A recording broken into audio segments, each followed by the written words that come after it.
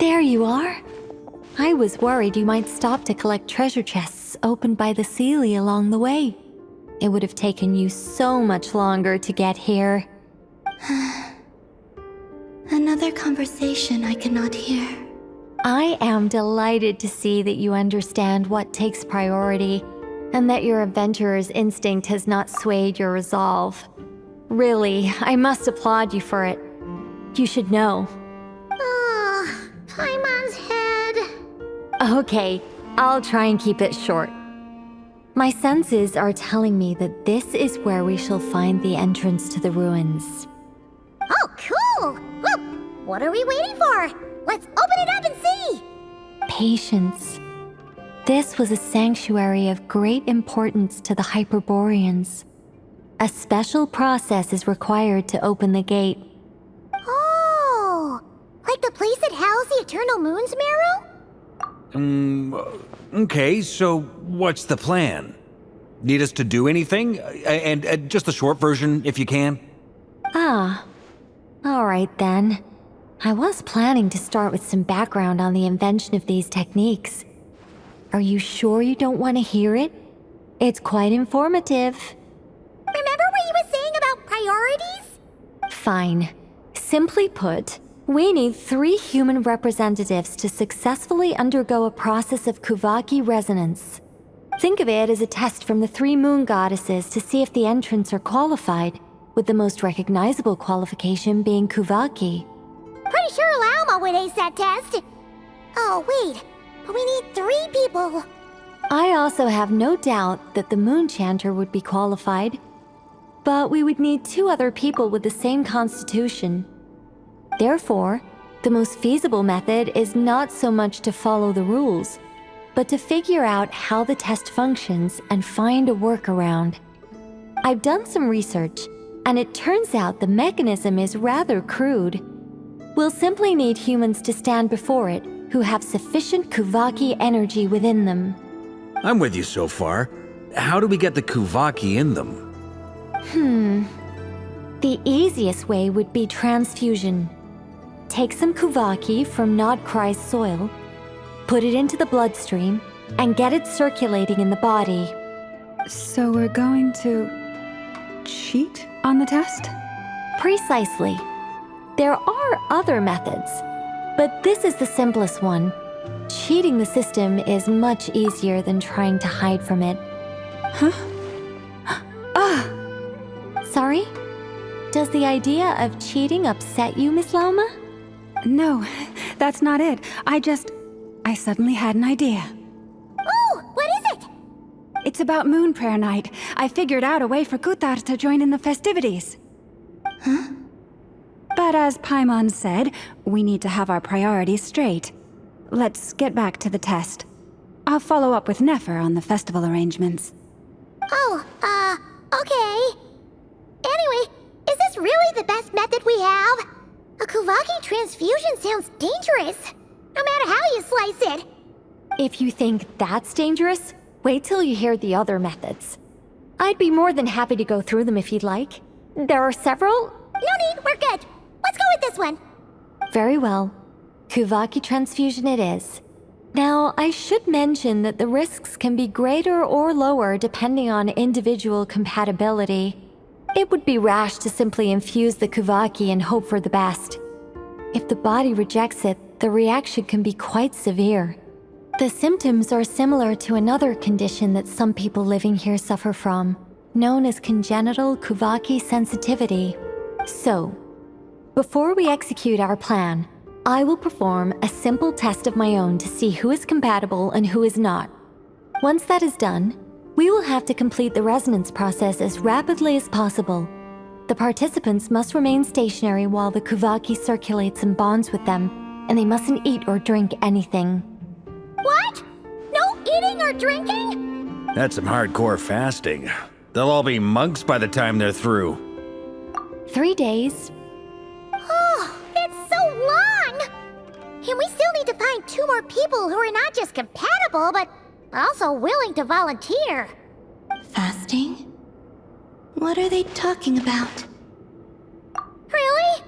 Don't you want to think this through? Haha, count me in too. 3 days without food? I can handle that. Mr. Cole has made it clear that this is the easiest way. The way I see it, there's nothing else to discuss. It's time to step up. Yeah, you're right. In that case, Paimon volunteers to be captain of logistics. She'll keep the fires lit and grab some spare clothes to keep you comfortable. Then we'll start with you first, Traveler. Please step forward.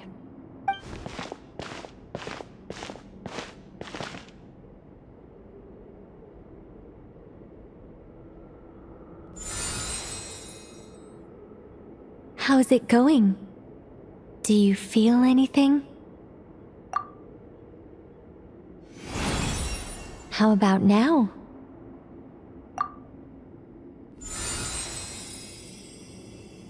And now?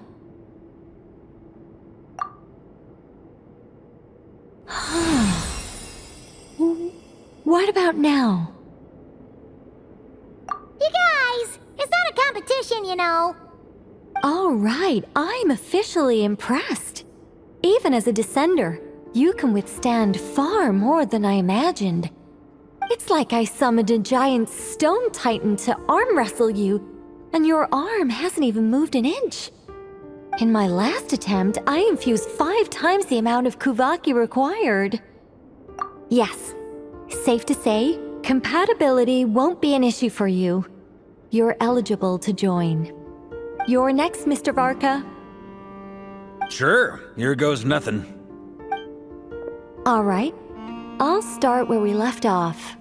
5 times the required Kuvaki dose. Whoa, hey, wait a minute. How's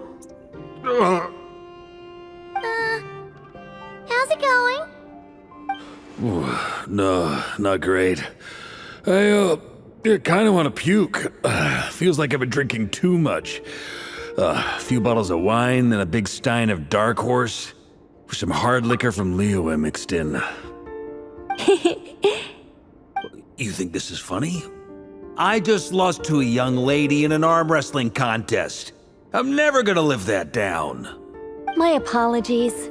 I'll lower the concentration and try again. Oh. How's it going now? I'm not as dizzy as last time, but I can still feel it pulsing around. In that case, you wouldn't be an ideal choice, Mr. Varka. Let's try someone else. Okay, let's go ask some of our other friends then.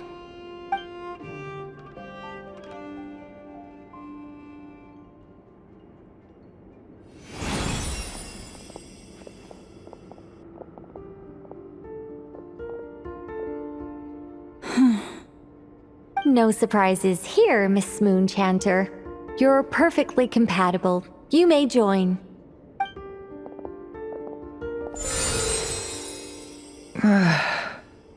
I'm getting a slight headache. Shame. You were so close. Whoa, I'm itching all over. Allergic reaction. We can't have that. Huh? Well, are you gonna start a what? The Hexenzirkel is an organization that cares for and protects children. We will not have them do dangerous things.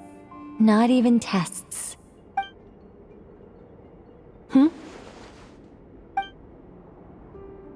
Is something the matter? The candidates have to be human. I guess that rules me out too. Huh.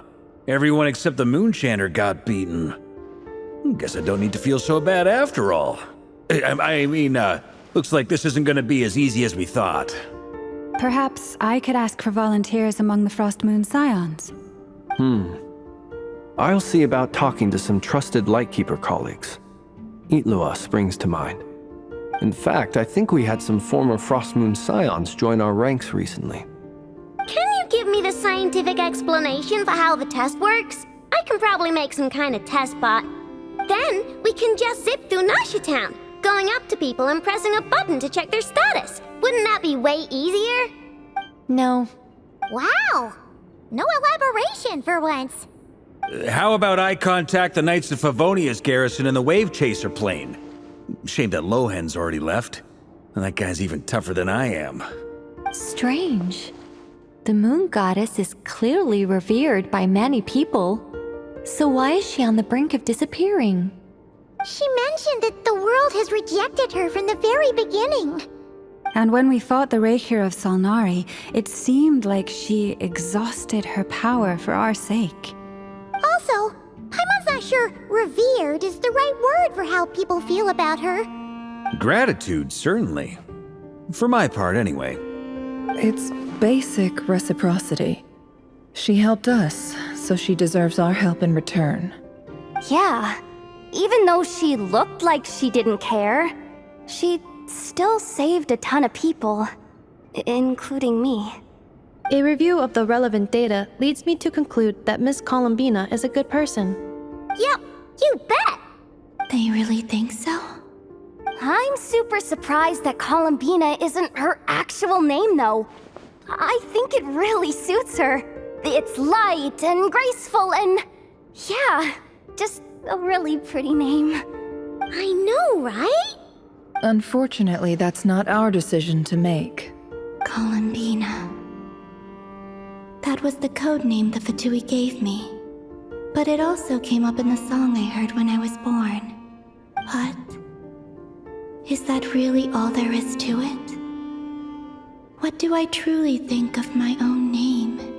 Is there anyone left who will still call me by that name?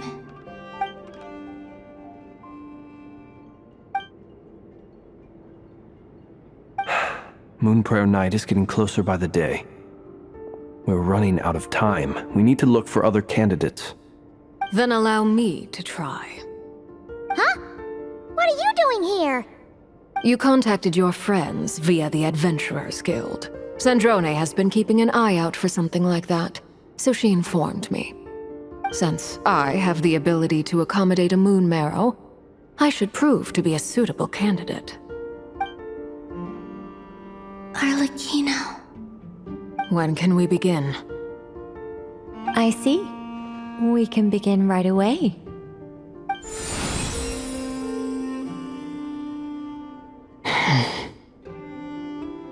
How was it? Did you feel any discomfort? Not at all. Then it seems we shan't need to look for additional candidates after all. Great! Cool. Alright, like Paimon said, the rest of us can take turns making sure the three of them stay warm and comfy. Then, my job is to take care of the caretakers.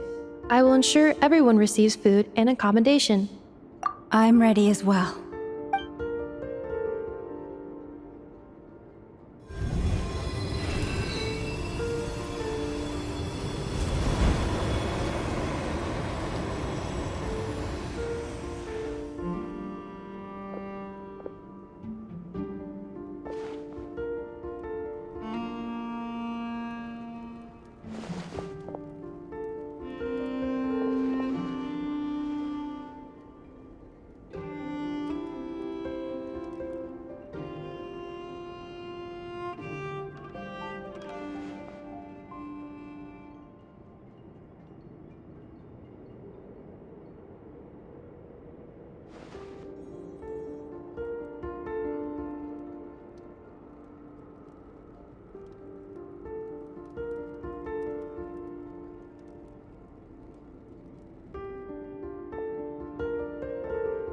The work is done. The sacred scroll shut. The stars grow dim, the people silent. The white sun sets, the silver moon rises. O path to the temple, appear now before us.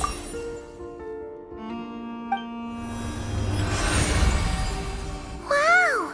It really opened! So that's what all this is about. They've been trying to open this gate. Come, let us enter. It might be best to eat something first. Take care to chew properly and swallow slowly. It will give your body time to readjust to the digestion process. They will head in soon. They will need to enter this gate.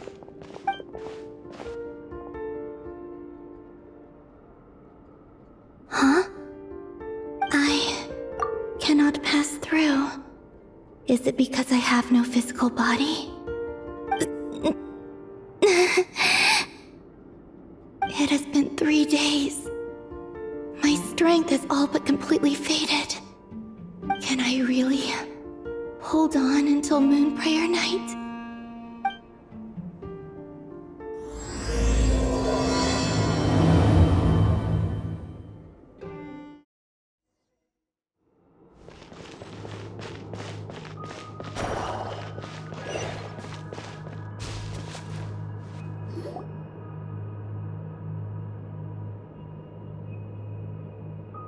Are these people...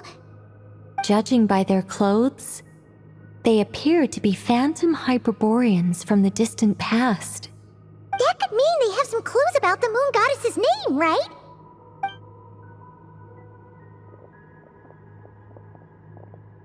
Hey there!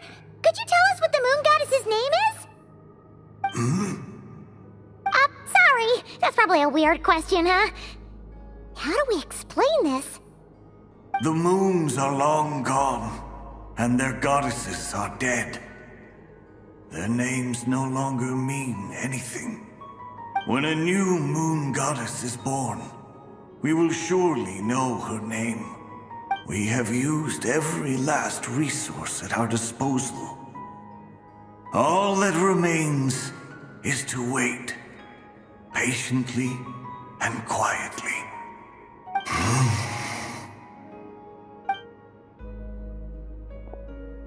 Were the people of the past all this devout? It looks like this phantom doesn't intend to converse with us any further. Surely the new moon goddess he speaks of must be Columbina. Alas, Kuthar's birth came long after the age in which he lived. But, maybe if we find a phantom from a more recent age, they might know Columbina's real name. True. Keep an eye out. We should be able to tell which era they're from by the clothes they wear. Yeah! You've been pretty talkative this whole time. What changed? Oh, nothing. I'm fine. You all make good points. When the Hyperboreans speak of moon goddesses, they mean the 3 from truly ancient times. I can't imagine they would know anything about our current moon goddess. There once was a time when the moon goddesses blessed them greatly and protected them from harm. So, when the war between the gods and dragons plunged the world into chaos, it seems they looked once more to the moons for help, praying for a new goddess to be born. Yeah, that checks out. Let's continue on. Who knows what else we may discover?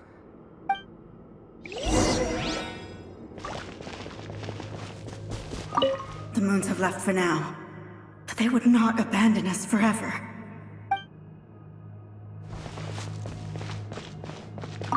When the moons rise again, we shall receive their protection once more. Even in the darkest hour, there is always a way out.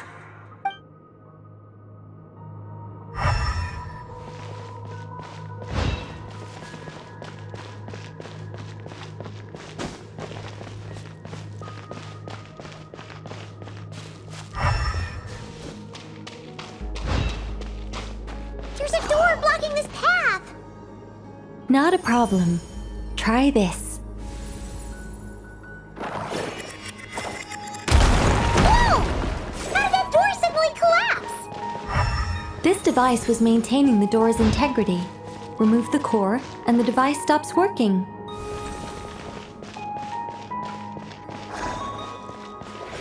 Is this our destination?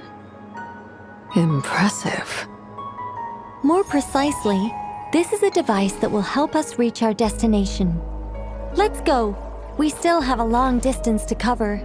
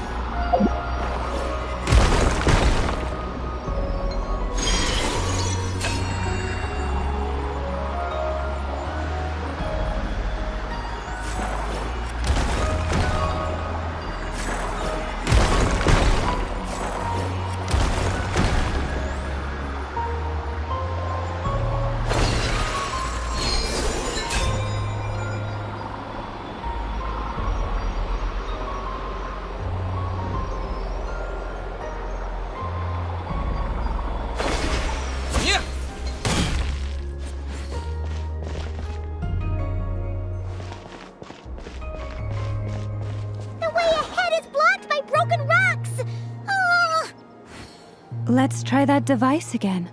Remember the door from earlier?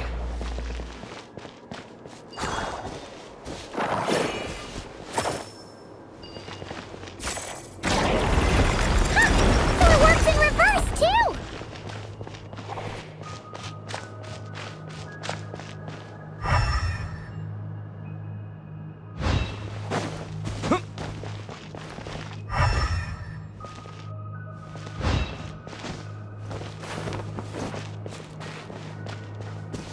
The humans we see are all phantoms, but the monsters are real.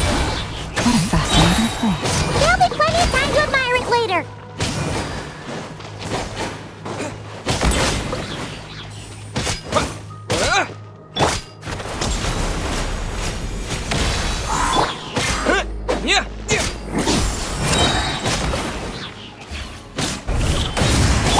Hand it over! Ding dong rubber bomb! You two! Time to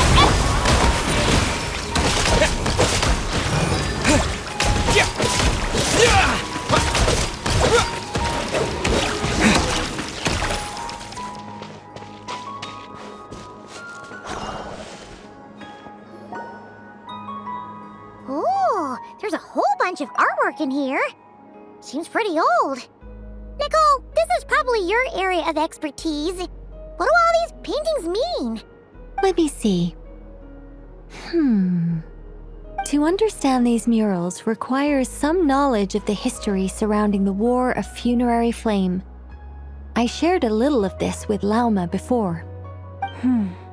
Yes, I think I follow. The dispute between the Moon Sisters, the transformation by Nibelung. Oh no, it's no trouble. I'd be delighted to share the tale again. Alright then. Tevat's 3 moons and their goddesses were brought into being by the will of Nibelung, the then ruler of Tevat. But when the heavenly principles came, they changed the world completely, down to its very foundations. The moon goddesses were nowhere near strong enough to challenge this entity. But the heavenly principles did not view them as heretical entities that had to be removed. Essentially, the 3 moons existed to keep this planet alive and operational, which did not directly conflict with the heavenly principles' aims. Nevertheless, the inherent precariousness of this arrangement would soon be revealed. Nibelung returned. Yes. He did, and thus began the War of Funerary Flame, a battle for dominance between Nibelung and the heavenly principles. Discord would soon emerge between the 3 moon sisters. One would voice the opinion that they should follow Nibelung, for it was he who first hung the moons in the sky. Another would argue that taking sides in the conflict would only bring the world closer to ruin.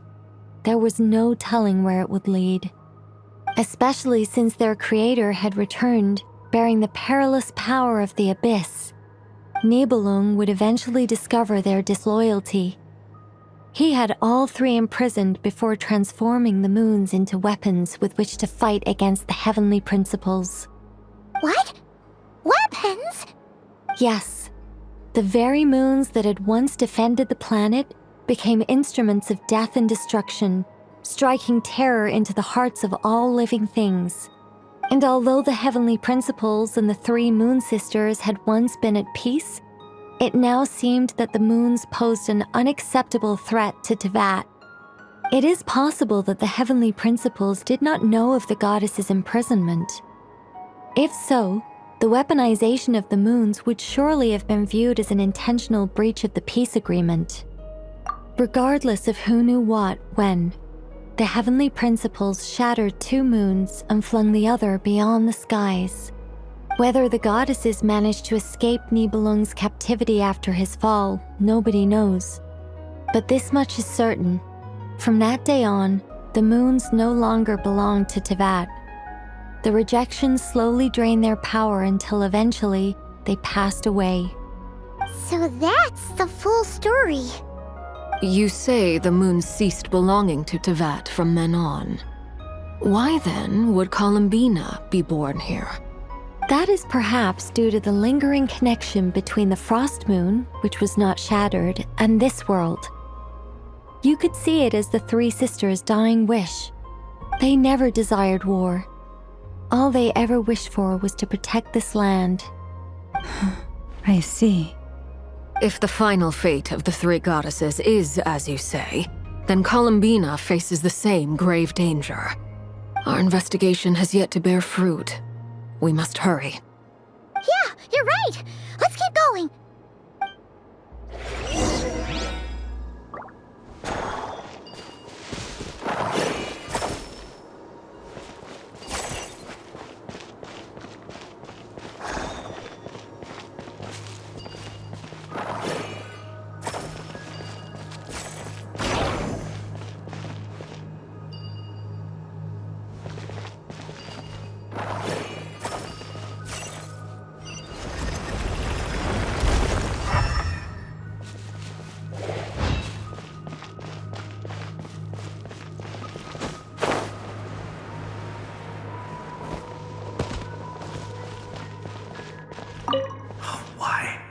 Why do the creators of this world no longer show mercy upon their people? Remember his words. We must change our fate with our own hands.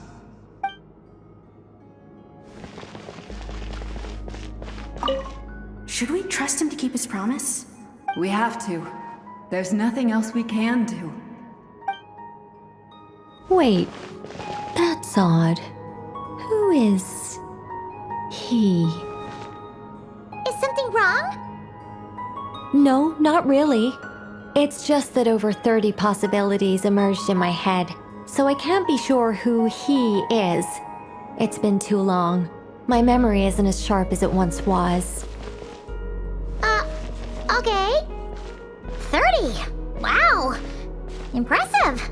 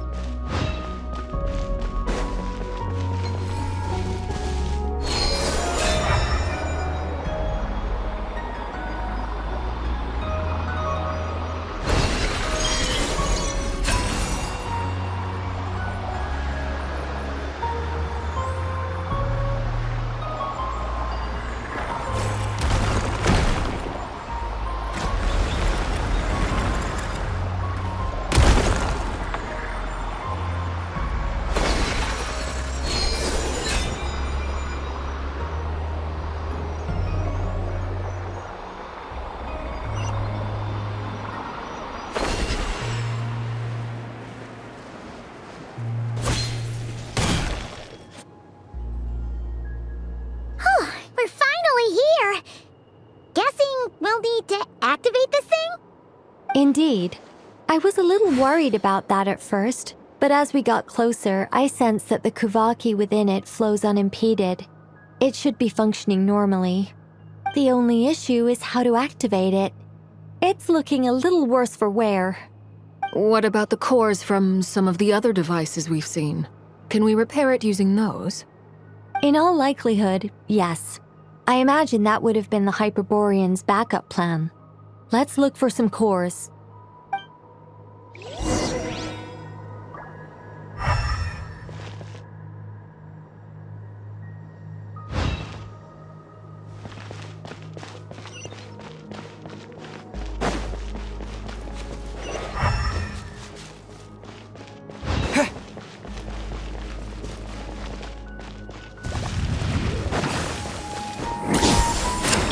Show no mercy! Shut!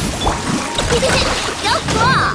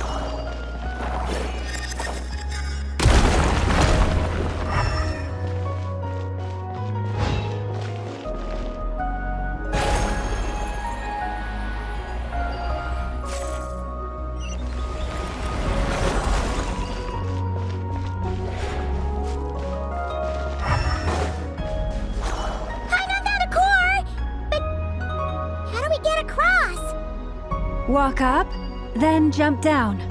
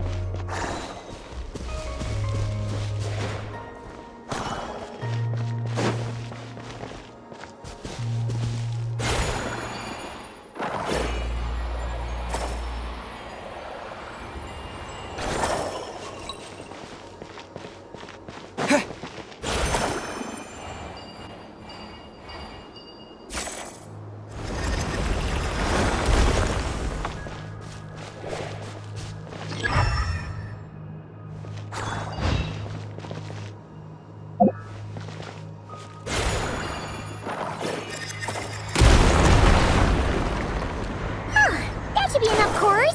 Let's head back.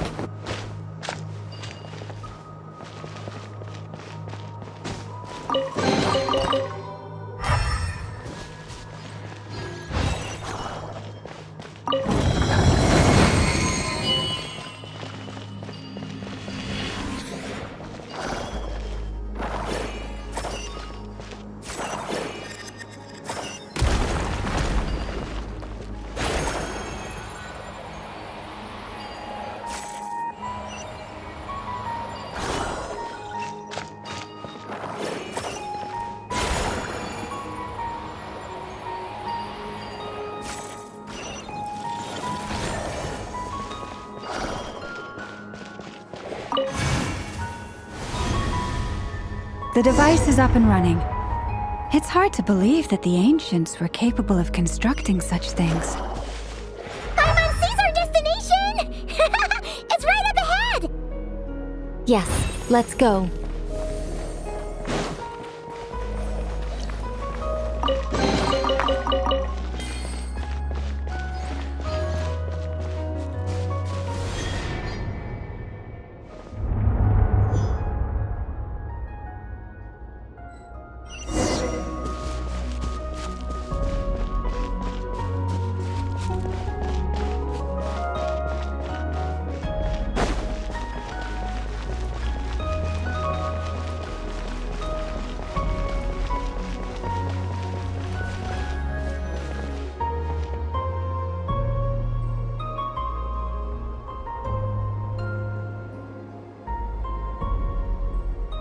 This is where the people of Hyperborea communicated with the moons.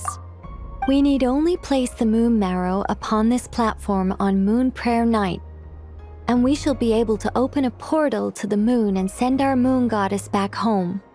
The assumption being, of course, that we can find her first. That's right. You want to know if it's safe there, don't you? And yet, she has no choice but to return. You know this. Oh, that's not the only issue here. This is the end of the line, right? We've explored everything we can. And despite looking at historical artwork and talking to people from Hyperborean times, we're still no closer to learning Columbina's name. If it's not too much trouble, could you tell me exactly what Alice said to you about finding her name? Oh, sure. What she said was... Then your first job is to find it. As a moon goddess, I'm sure she must have a name she identifies with. Neither Columbina nor Kutar is her true name, and she's never really accepted either of them. Is it not also possible that she has never had a true name? Not at any point in history? That would be a hard pill to swallow. But at this point, we may have to accept that that is the truth. No one knows how she came into being, and she certainly doesn't have parents in any sense that we're aware of. Perhaps she was never granted a name at all. But does that mean there's no way to get Columbina back? She's just gonna disappear and there's nothing we can do about it? Huh? Wait, why all this pessimism? Was it the way I phrased this question? You all seem to be taking this in completely the wrong way. Well, just because she's never had a real name in the past doesn't mean she can't have one now. What? Think about what Alice said again. She never once said that you'd have to find a new name, did she? Are you saying what I think you're saying? Yes. Names are anchors that connect us to the world. If she doesn't have one already, then all we have to do is create one, no? It's like... yes. Traveler, when you first arrived in Teyvat, do you think you would have turned around if someone behind you shouted, "Hey, Tumaini"? But what about now? I understand what you mean. Life is a long journey. Even the friends and family by our side can change over time. When people call you by different names, what matters isn't so much the words themselves, but what they symbolize. And of course, whether that resonates with you. Lumine. So, close your eyes and picture the moon goddess in your mind. If you were to call out to her in this moment, what would you say? Columbina. Columbina. Paimon would call her Columbina too. Well, she has long forsaken everything that Kuthar represents. I think from now on I should call her Columbina too. Well, it sounds to me like you found your answer. Are you sure? Is it really that simple? We haven't found her this whole time, and not for lack of trying. For a journey like this, the process is every bit as important as the outcome. Had you not searched far and wide, rejecting every other answer you were offered, how could you have come to an answer you felt was finally correct? Oh, it all makes sense now. This has Alice's fingerprints all over it. Are you suggesting that Mage knew from the start that Columbina never had a real name to begin with? I can't say for sure. But I can definitely imagine her chuckling in satisfaction somewhere right now, saying, "Ah, what fun." Llama! Your antlers! You should hurry. The festive moon has begun to rise. Do not worry, for when you called the name Columbina just now, I could sense that the power within was enough to summon back the moon goddess. The power within what? The name? Yes. So, the thing is... What's wrong now? This is so annoying. I really want to explain how that whole thing works. Starting from the founding principles of Teyvat and... Oh, I could talk about this for hours. But... Deep breaths, Nicole. Deep breaths. You're an angel. A sober, sensible, solemn angel who has her priorities straight. Okay then. Sorry for asking. Clearly a bad call on Paimon's part. Anyway, you all need to hurry. Last thing, remember how it felt when you called out that name. Then it is agreed. By the name Columbina, we shall find her.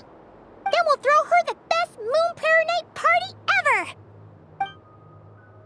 And at last, we will send her home.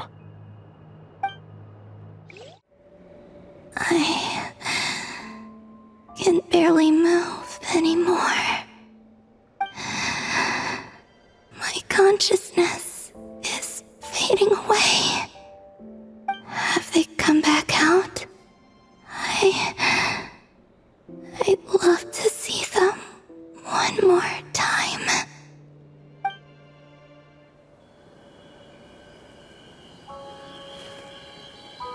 They didn't make it.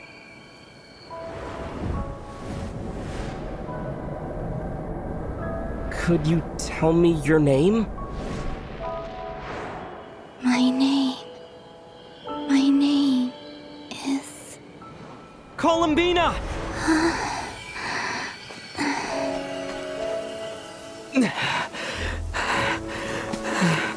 Columbina! Are you here? Columbina! That's the name you gave when we first met.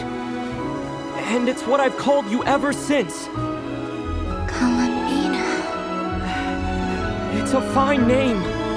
I have many fond memories of Columbina, and so do all of your friends.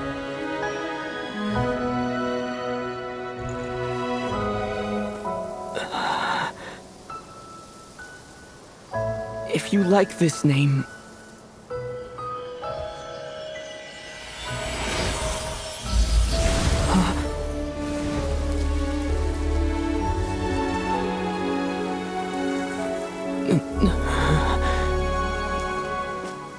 Looking for me?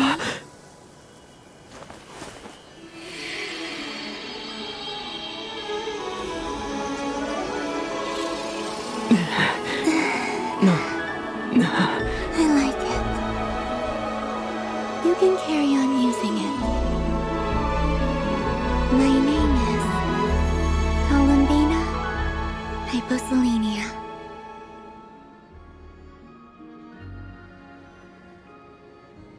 Columbina Hyposelenia.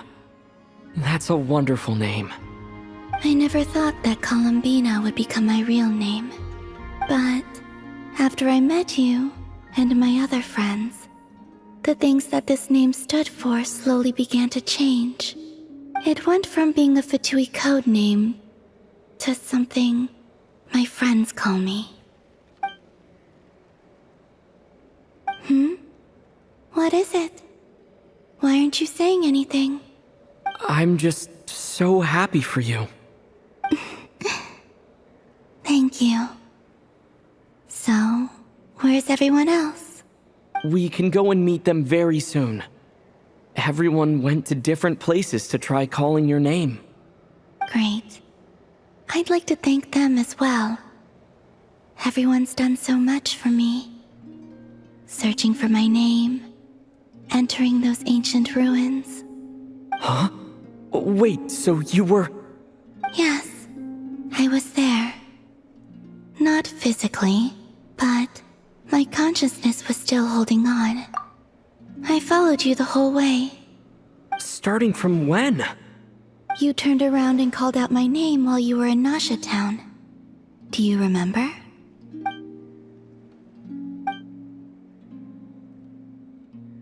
Let's go. We don't want to keep them waiting. Sure. In that case, come with me. But... Before that, could you call my name one more time? Sure. Come with me, Columbina Hyposelenia. Columbina! Oh, this truly is wonderful. Llama, I can't breathe. Ha ha! Just in time for Moon Prayer Night. It's good to have you back, Miss Columbina. Yeah, we were worried sick. Thank you, my friends. With your help, I now have a name that belongs to me. Columbina Hyposelenia. Where's the second half from? You added it yourself? That's right. It means... Born beneath the moon. Yes. And by extension, it can also mean born beneath this world.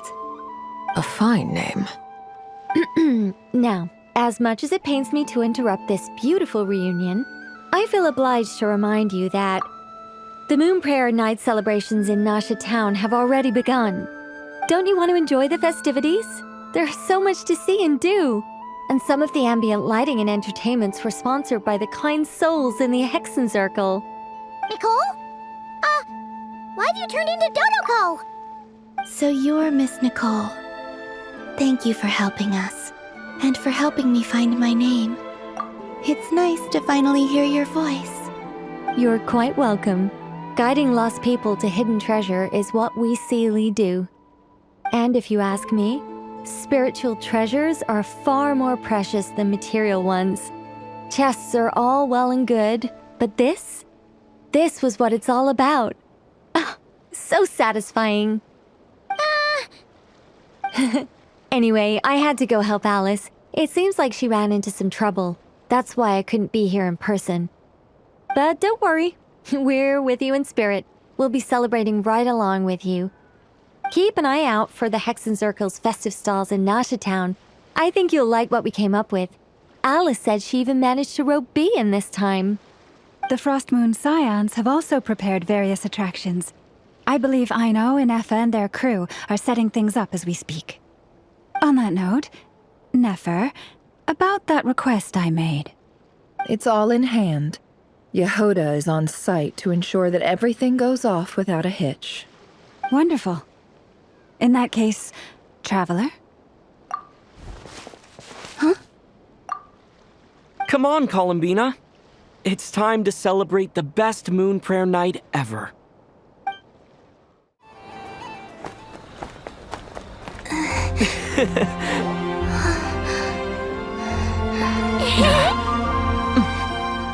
Hey, young lady. Would you like some Moon Prayer Night candy? Happy Moon Prayer Night. Oh, yeah. I almost forgot to say. Welcome home, Moon Goddess.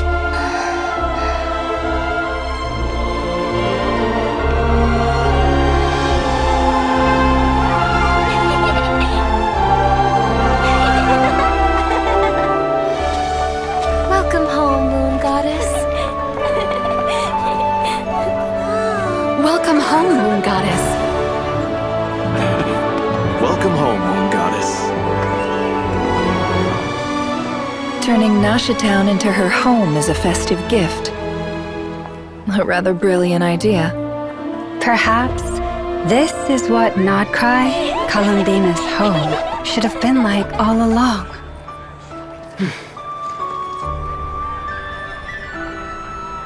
Thank you for the gift. I like it a lot. This feels like the surprise of my life. I do. I never imagined I'd ever get to enjoy Moon Prayer Night with everyone so freely. If you're happy, we're happy. Quite a strategy you came up with. Hide the tree in the forest. It's not your usual style, Lauma. Is there something about Moon Prayer Night that enhances what's in your head as well as the antlers on top? Apparently so. It even inspired a perennial penny pincher to use their resources for a greater cause. It truly is a magical festival.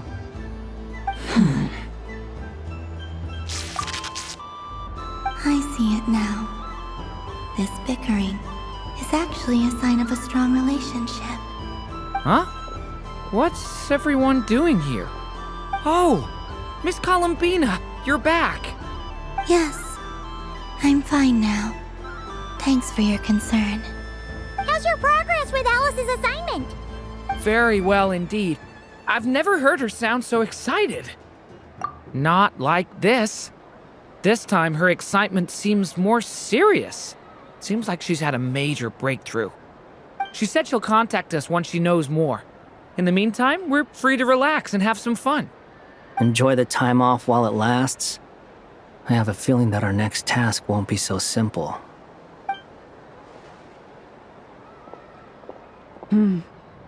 I should go. I still have a few things to attend to at the Frostmoon Scion stall. And I think I'll take a look around. With any luck, this once-in-a-year festival will come with once-in-a-year opportunities. Hold up a second. Where's Varka? I believe he made a beeline for the flagship the moment he entered Nasha Town. Ah, that's Mondstadters for you. They know what they want when festivals roll around. Goodbye for now, Columbina. I hope you have a wonderful night. I will. Well, in that case, don't just stand there. Get out there and have some fun. You'll definitely get a warm welcome at every stall. Oh, also, take this map with you. It's a guide to the festival.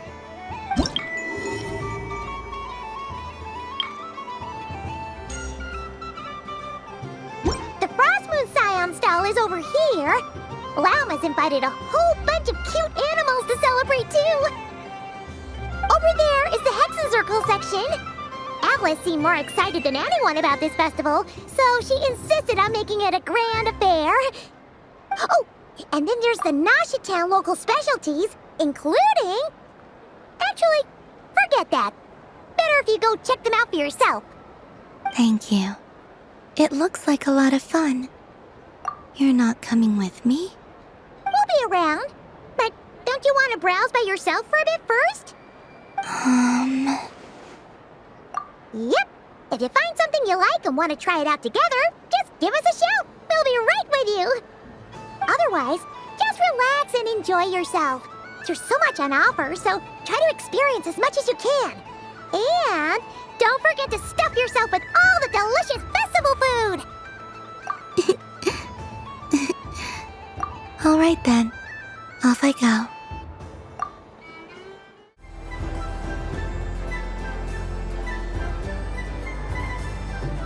This doesn't make any sense. How am I losing every single time? Wait, Inefa, you're cheating, aren't you? Yeah, that must be it. I am not cheating, Aino. Uh-oh, sounds like Inefa's turning into a big baloney bot. I think it's time for some serious maintenance. Moon Goddess, help me.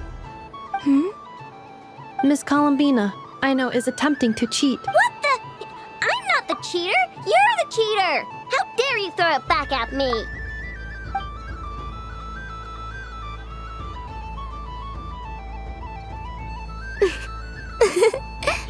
All right, fine. Let's all laugh at Aino. Just you wait till I get home, because I'm going to make a game bot that can win 100% of the time. Let's see you laugh when I come back and beat your butts. You'll all have your heads covered in stickers when I'm through with you. We came to check everything was okay after all that yelling, but,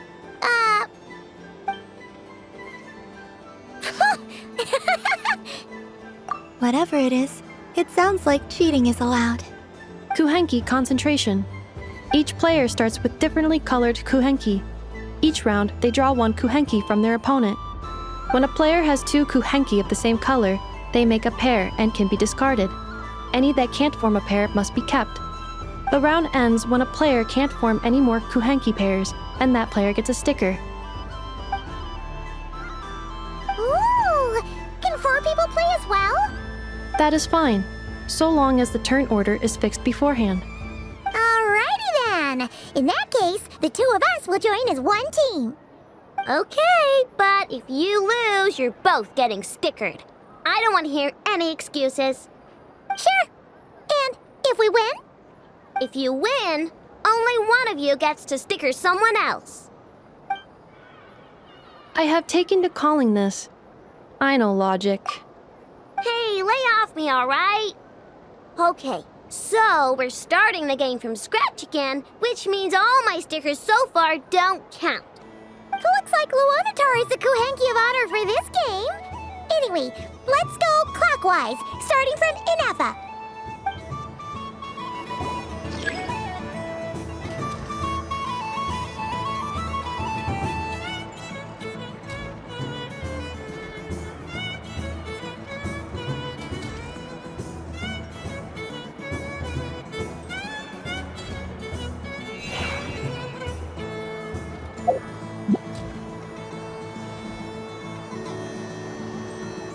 Nice! That's a pair!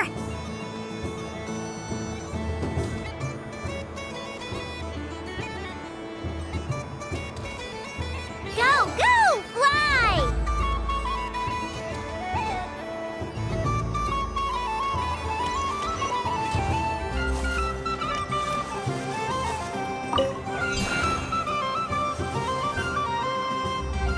Go on.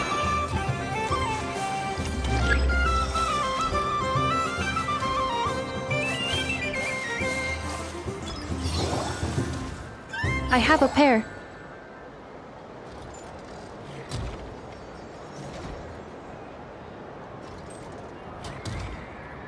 Uh-oh! We've got to pick up the pace!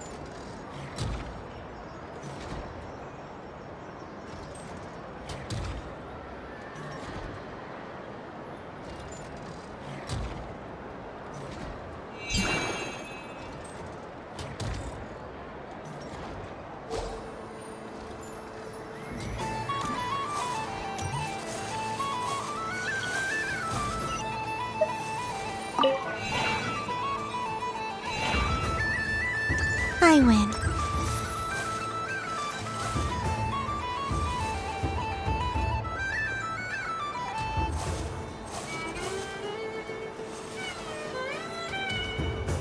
Phew, that was too close.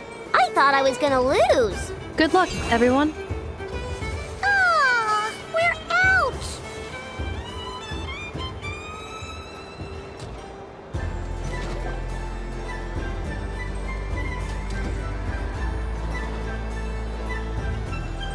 Let me pick a good one.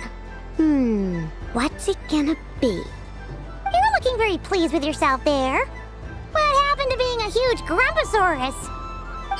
I won. Duh.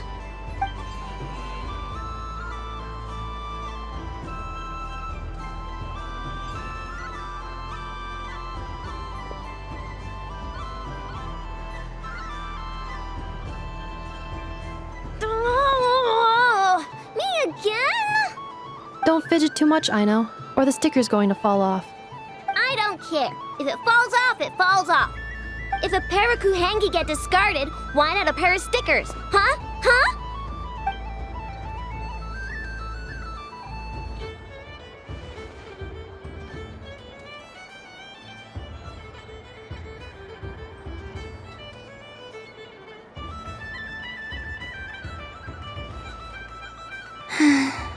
I've lost.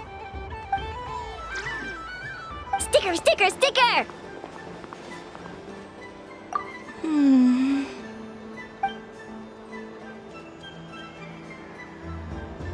Cute! You think so? Shame. I can't see it for myself.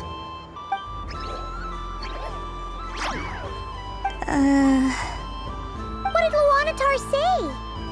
She said it looks so cute that she wants me to lose a few more rounds.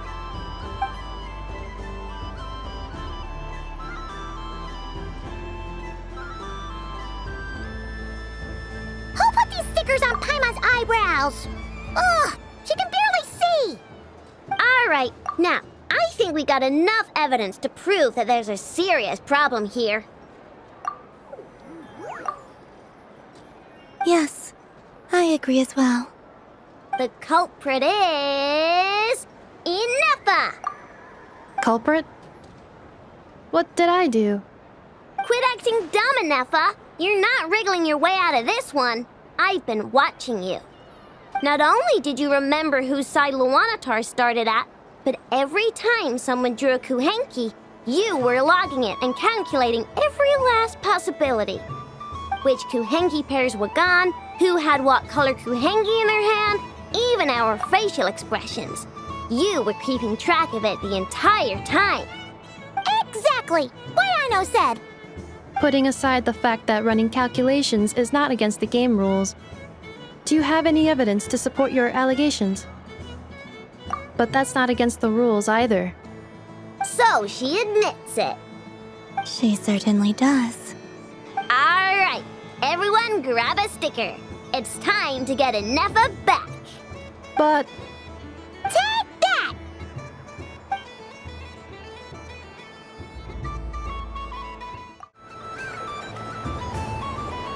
But I was aiming right at it. Aw, what a pity. I saw it with my own eyes. You were so close. That's not true. It dodged out of the way right as I was about to snag it. I'm sorry? You heard me. This paper frog can move. I swear. Dear, oh dear, what are you saying? How could a paper frog move? Unless you believe there really is magic in this world. Even if I, the mere humble merchant that I am, knew such magic, surely I would not use it on a paper frog. I'd sooner give Mora legs, so it could walk right into my purse. My dear, dear customer, why not have one more try? This time I'll give you 12% off, a very generous discount for one of my most regular customers. Just think about how much experience you have under your belt now. You're sure to win the next one. Darn, I used up all my coins. I'll be right back. Just gonna fetch some more from my house. Take your time, but don't take too long. This event is Moon Prayer Night only. Miss it, and you'll have to wait a whole year before I'm back. Next customer, please. Welcome. Hello. Whoa! What's this big one doing over here? How do I tell my employees not to go running around this time? Shooting them a glance won't work. I haven't known them long enough. Dory? Why, hello there, Miss Columbina. Would you like to play my ring toss game? The rules are very simple, and it's easy to get the hang of. How much for a round? Oh, first time's free. Not a single mora. After that, well, we can cross that bridge if and when we come to it.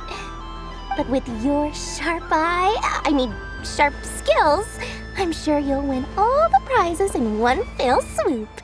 That was an obvious enough hint for them, right? Right?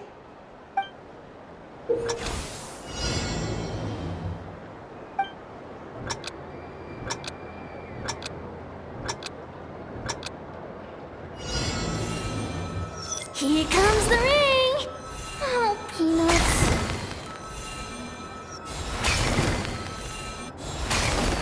Change track! Roselle, should we move or not? Just a tiny bit. All right, then I'll... Oh, sugar plums, not the clock hand. Let's see now. Let's see. Wow, very good. That's the highest score we've had all night. And here's your prize. Now, how about another round? As for the cost... Happy Moon Prayer Night, Miss Columbina. Happy Moon Prayer Night, Durin and Hat Guy. Are you here to play the game? Yes. You said we were just coming here to say hello. I did, but then I recognized a few more people as I got closer. Do my eyes deceive me? Is that... It's our little dragon! He's all grown up! Someone's popular. Well now, since you came all this way, why don't you try out this lovely game we have going? First try is free! He'll have a go. I'll pass. It's only one free try per customer. You can't give your try to him. I'm aware. How has Elder Almond been lately? He's in great shape. He goes for a run in the forest every morning to stay fit and healthy. He tried to go boat racing with Firecracker a while back, but he couldn't even make it onto the Lotus Leaf. Firecracker was in fits of laughter. How about you, little dragon? Can you still fly? Yes, I can. But you've become less chatty. Has growing up been tough on you? We call that maturity. You know, the thing people sing about. The knight wields a sword of stone to defend those hearts that are made of gold. Stone is very heavy. That's what keeps him from talking too much. That's awesome! I want to be a knight when I grow up too. Ring, here I come! Ha! Oh, the hat-wearing man. I never thought I'd see you again. You seem more determined than when I saw you last on the train. If you say so. Oh, I do say so. The people you once helped see it clearly. It's because you are once again on the right track. May the engine in our hearts propel us to the station of our dreams. I can move! I can move now, Roselle! What are you doing, running into the rings like that? You got them all so quickly! I've never seen anything like this in all my travels. Is this guy actually an old friend of theirs? But how? They're origami animals and clockwork people from a fairy tale. Getting to know them would be quite an arduous task, unless they share a hometown? I have to get to the bottom of this. Next time I see the great mage Alice, I shall demand answers. Thank you, Dory. I had a lot of fun. Now for your prize. Where did I put it? Give me a moment to dig it out.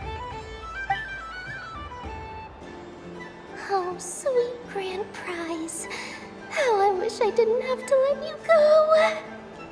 Good thing I had already turned a profit from the customers earlier in the night. Otherwise, I'd have wasted all my hard work. Okay, I'm back. What? I leave for 2 seconds and someone's already claimed the grand prize? Oh, well, these things happen, you know? Perhaps you'd be interested in one of the other prizes instead. We've got all kinds of wonderful goodies here.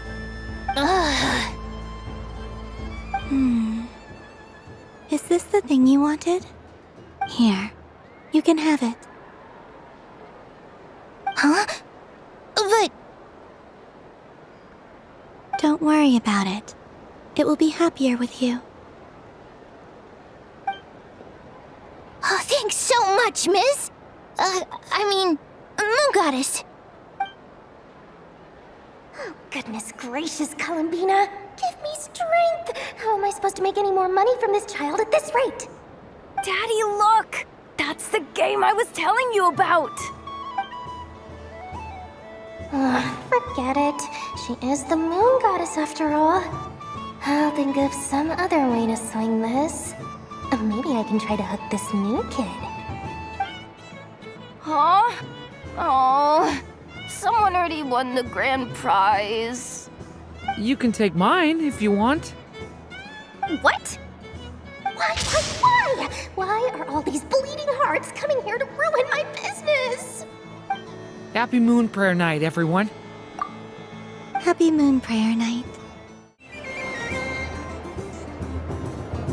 Wow, the Frost Moon Scion stall looks kind of plain, but it's pretty cool once you get into it. I don't go to Hisi Island much, but it's got that, like, old-world cultural feel. And if culture means we get more festivals, I'm all for it! Hello, Yahoda. Columbine... hello, Moon Goddess. That was too close. I almost gave the game away in front of the staff. Oh, wait, what's the deal with her shoes? They don't make a sound when she walks. I could do with a pair of those. Do you like balloons too? Balloons? Oh, you mean those? What's so fun about balloons? I'm not a kid anymore. They're probably more up Aino's alley. Yes. The animals seem very curious about these strange flying objects. I was drawn here by their voices.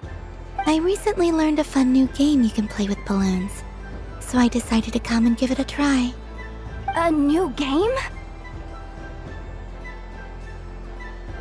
Hello. Welcome home, Moon Goddess. Here to buy some balloons? Yes. Could you give me a few that haven't been inflated yet? Are you sure? I guess it's not a problem, but... Yes, please. Thank you. Uninflated balloons? But those are just little rubber pouches. What does she want with those? Would you like to play the balloon game, Yahoda? Huh? Sure. I guess. How do you play it? Wait here a moment. Oh. This is so weird. What have I got myself into now? I thought I saw Columbina nearby. Uh-oh! That's the fourth Harbinger! Although she's helped us out quite a bit, she's good people, right? Is she looking for Columbina? Oh, guess that's my ticket out of here.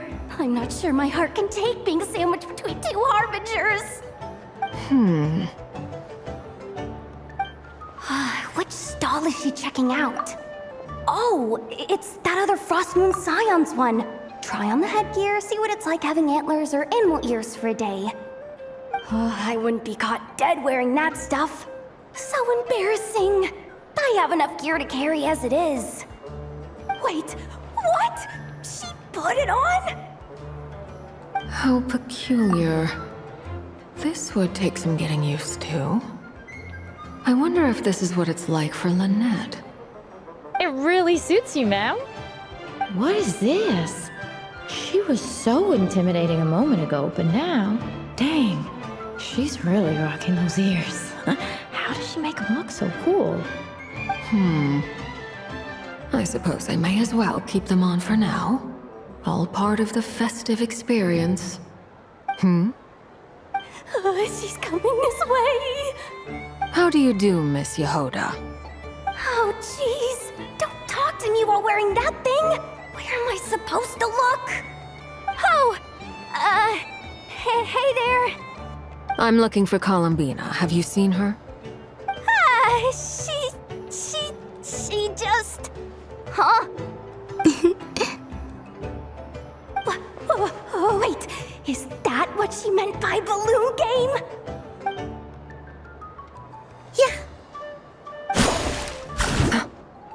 Huh? No fair! How come I get caught in the crossfire? An ambush from the rear? Is this a declaration of war, Columbina? Would you like to play too, Arlecchino?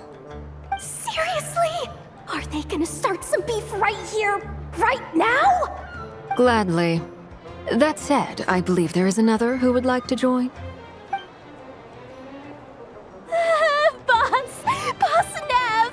Thank goodness! You've gotta get me out of here! Things are kicking off big time! Hello there. I'd like 10... no, make that 20 balloons, please. Uninflated. What? Miss Moon Goddess, I hope you're prepared to pay the price for assaulting my employee. Welcome to the game, Nefer. Just to be clear, let's keep this a fair fight, okay? No strange powers, please and thank you. Naturally. Don't just stand there, Yehoda. Aren't you going to team up with me? Huh? Do I have to? Of course. Don't forget, the Curatorium has a reputation to uphold. I knew something like this was gonna happen.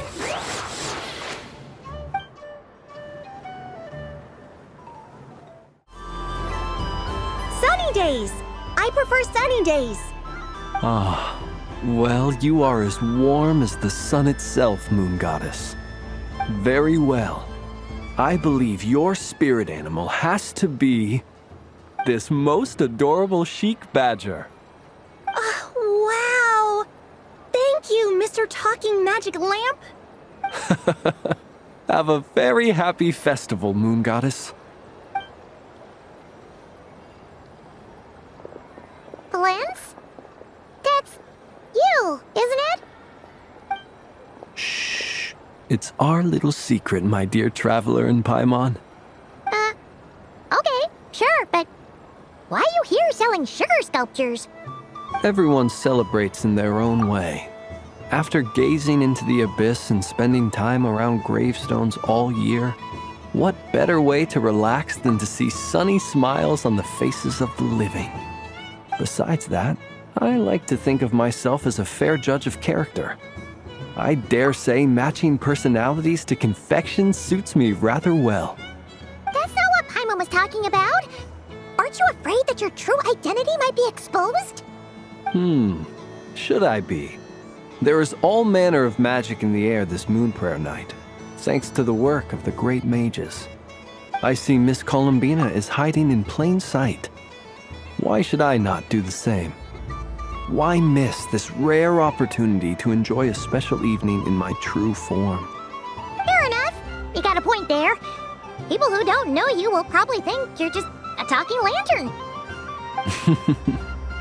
Well, now that we see eye to eye, what brings you here?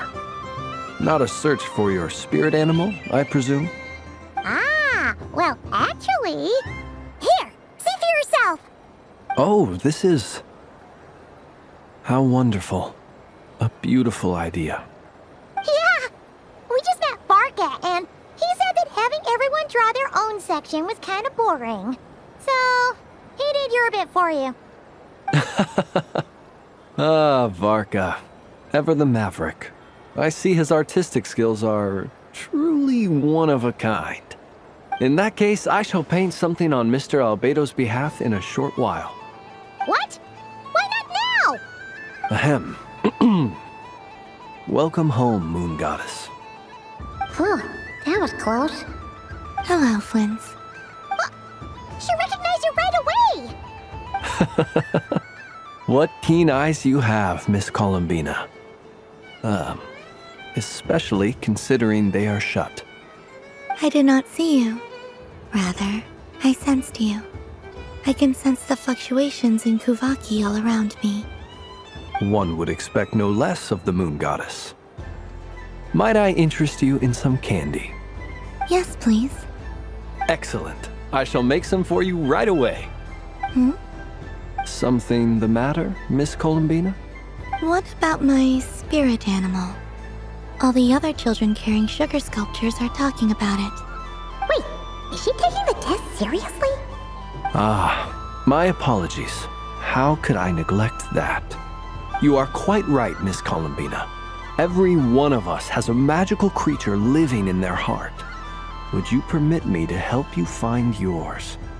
Yes, please. Do you prefer the day or the night? Night. Which of the 4 seasons is your favorite? Winter. Think of a perfect day. What is the weather like? Sunny, rainy, or perhaps cloudy? Rainy in the morning, sunny at night. What kind of answer is that? Forests, lakes, and open seas. Which do you prefer of these? I like them all. Imagine you opened your very own shop. What would you sell there? Moonlight, I think. Wow! My mom would totally shop there.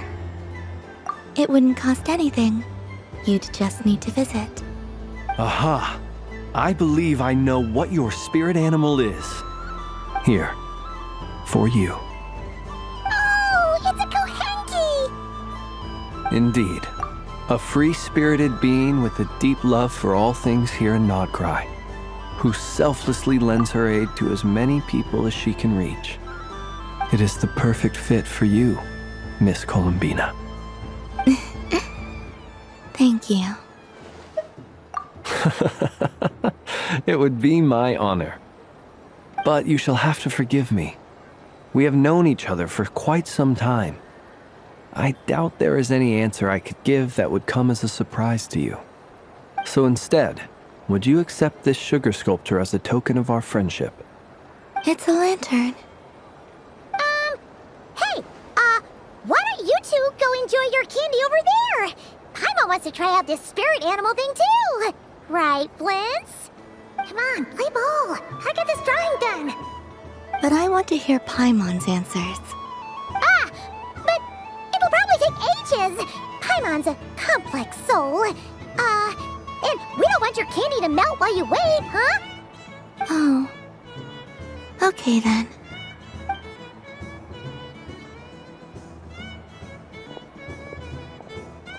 Phew.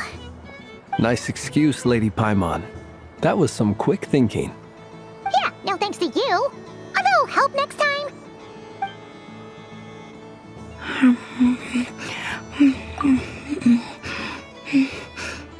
It's sweet. Is that Lockaberry? I wonder what flavor the traveler got. This way, this way! It's the candy-selling lantern! I'm coming! Of course. Traveler, maybe we can share? Yes. I found out recently that people share their food sometimes, so I'd like to try it. Or... is that a no? Thank you.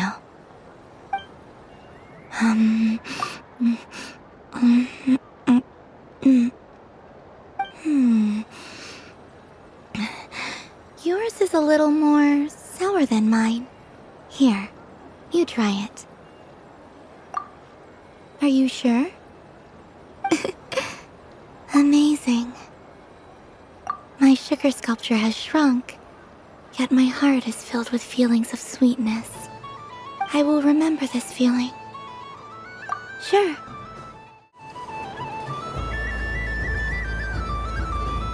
I wish for a never-ending supply of laka berries. What a humble wish. Probably written by a child.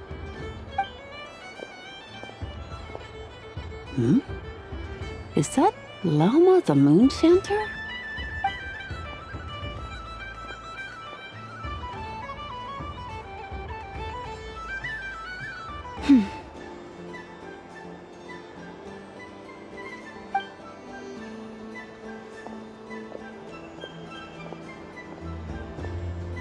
I wish that the long plume ibises would stop biting me. Oh dear, poor Lauma. All right, I'll write that one down for you. I got it. While everyone else is celebrating Moon Prayer Night, you're as busy as ever. I don't mind. It's rewarding work. A good kind of busy. My antlers are at their heaviest tonight, and the Kuvaki waves are especially strong. But as I help these dear friends hang their wishes up, I feel a great peace within myself that is hard to describe. You see, they are all such beautiful wishes, and they are ones that we can fulfill by our own strength. Do you blame me, Lauma? I want to hear your honest answer. It is by the help of so many people that I can return to the moon. But I feel as though I've hardly done anything in return. You've done plenty, Columbina. I say this in earnest, both as someone who knows your history, and also as a friend who has seen what you've been through. What about as a moon chanter? I feel proud to honor our moon goddess's wish. And I'm sure any moon chanter in history would have felt the same way. Thank you for your kind words, Lauma. But... Since you asked for my honesty, I won't lie to you. My feelings are mixed right now. Besides pride, I also feel, I suppose it's a reluctance to let go. Once you return to the moon, we will be far apart and separated by a false sky. I'm sure those of us left behind will gaze up at that sky, yearning for the moon once in a while, just as you used to do. I will miss you, Lauma. I will miss you all. I hope to stay in touch. I will try and find some way to send messages down from the moon. Perhaps you could use Kuvaki. I've heard Yehoda say that signals can be sent using long and short waves, or strong and weak lights. That sounds a little complicated. What if we forget what the signals mean? We could prepare a codebook beforehand, but... You're right. It wouldn't really suit you. Still, whatever happens, I believe that you will find your own unique way of communicating with us. And now that I think about that, my heart feels lighter. Because you trust in me? Yes. I have faith in you, and in the power of truth. In my experience, the truth tends to be difficult. But that's what makes it stand out from what is false. So I'm confident that your thoughts and your love will shine through the curtain of lies. We will know it when we see it. Thank you. Now, could you help me hang up my wish? Is this? I wish that all who dwell in this moonlit world can find a place to belong. And I wish that I shall one day see my friends again. It's 2 wishes. I hope that's not too greedy of me. Not at all. And I think you speak for us all with the second one.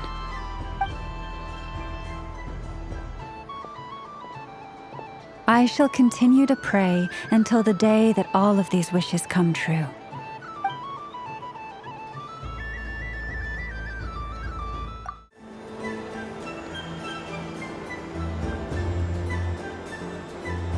I wouldn't say it's unfair, exactly.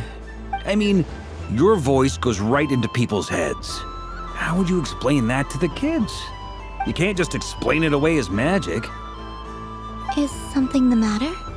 Ah, Miss Columbina! No, nothing you need to worry yourself about. Ah, impeccable timing. Stick around for a second, Miss Columbina. I need your input on something. This self-proclaimed Knight of Justice has yet to give me a satisfactory answer. I, for one, would like to hear your verdict on the matter. Hey, now, I left the flagship just to help you out, Miss Nicole. What's going on? So Alice and I are both using long-range remote control spells that work on similar principles, allowing us to attend this festive fair in Dodeco form. Sorry, let me backtrack a little. While similar, there are some key differences. Alice, being a great mage, wanted her Dodeco to reflect something of her own charm and mystique. So she adjusted the way its tail moves when it spins around. An entirely gratuitous move, in my opinion. I hardly see how anyone is going to notice that. If anything, I'd say that anyone who stares intently enough at a Dodeco's tail to notice such a small detail is someone we ought to be highly concerned about. I only say this to emphasize that my question has nothing to do with tails. Now that we're clear on that, why is Alice's Dodeco permitted to interact directly with the children celebrating Moon Prayer Night, while mine is not? Your voice speaks directly into people's minds. See? Exactly what I said. Miss Nicole? Ugh, I can't stand it. I know that probably makes me sound like a whiny child acting out in front of their parents. And it's a little embarrassing now that I think about it. But hey, I said it now, I can't take it back. That would be even more embarrassing.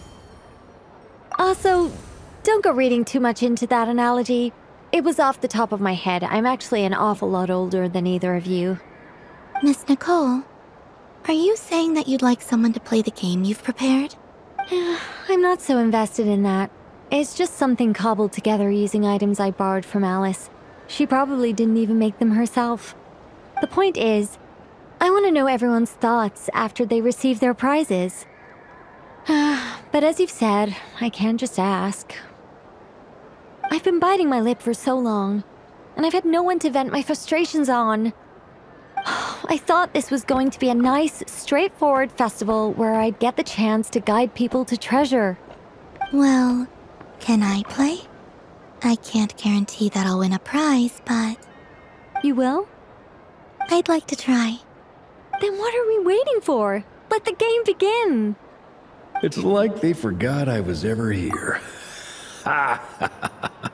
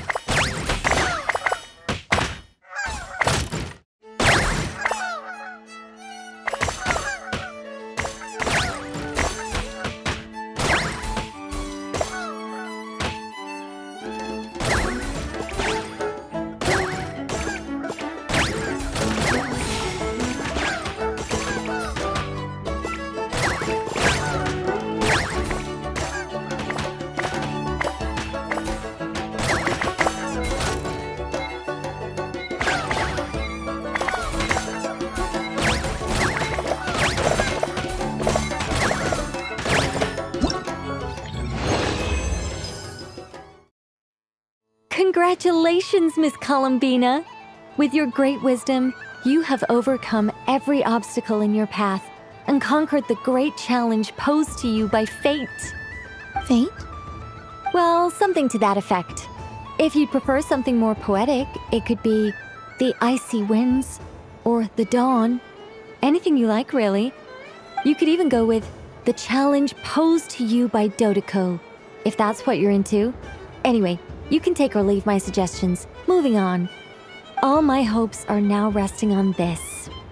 Can I open it now? Stop teasing me. Please, I'm begging you. No more talk. Just open it. Wow. What a lovely sculpture. Classic and cute at the same time. Thank you, Miss Nicole. I'll always treasure it. Ah, there we go. Music to my ears.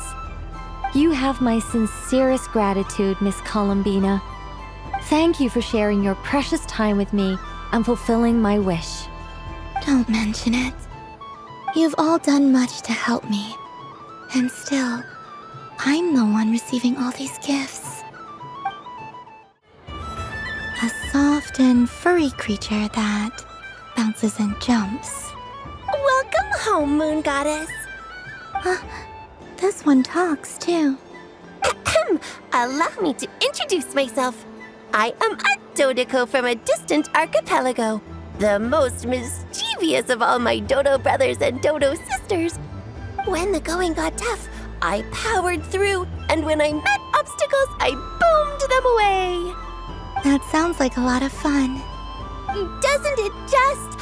Oh, but then the trouble started.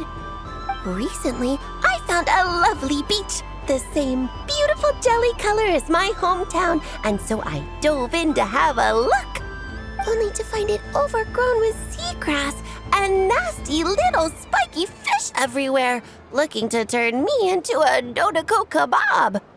I made it back to shore by the skin of my teeth, but my tail was sorely hurt. Couldn't you just boom them away? Oh, I wanted to, believe me. But I've heard that you, Moon Goddess, can understand animal speech. The last thing I wanted was to cause a gigantic fuss and get taken to court by a school of spiky fish. I'd be driven out of these waters for good, and my winter holiday would be ruined. And so, dear Moon Goddess, I was wondering if you might lend me your allegiance. Are you roping me into a crime? Oh, let's call it a once-in-a-lifetime carefree adventure. Does that sound better? All the festival goers tonight are dressed up as the Moon Goddess. But there's nothing to say that the Moon Goddess can't disguise herself as a Dodoko, is there? Besides, this is your home. You should be free to be whoever you wish. I'm afraid I'm not well acquainted with Dodokos, Madam Mage. Oh, that's quite all right. We Dodokos are innocent, happy creatures with a free-spirited nature. Many, like myself, are mischievous troublemakers. Others are lazy souls who like nothing better than to lie down on a nice rock and take a nap. In our eyes, every creature who yearns for happiness and freedom is a Dodoko. But perhaps in yours, we Dodoko are a fluffier and more mischievous breed of Kuhenki. Yes, that is a much easier image to follow. Oh, wonderful! Then let's play! Grab onto my tail and follow me into the sea! Time to settle some scores with the bad guys!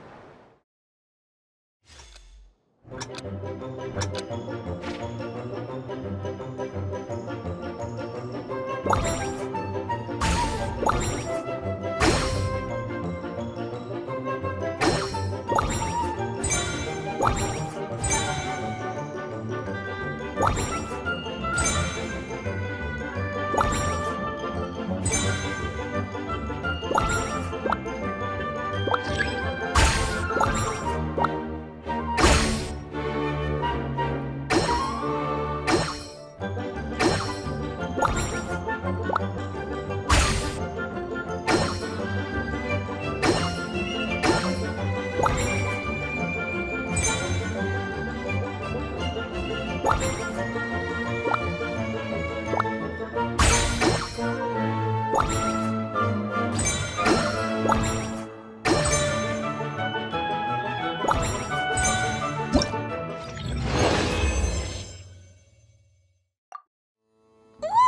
a remarkable talent! So, what do you make of it? The use of Jumpy Dumpties doesn't come as naturally to me as Kuvaki. But their unpredictability makes it fun. I think they call this... novelty? Indeed! And how did it feel blowing those pesky nuisances away? Not bad. Any guilt? What do you mean? Oh, wonderful! Lovely answers to all 3 questions. You've passed the safety test. Now I can give this special bomb to you as a souvenir. Remember, if you find any meanies living on the moon, you can use this to boom them into oblivion. I will.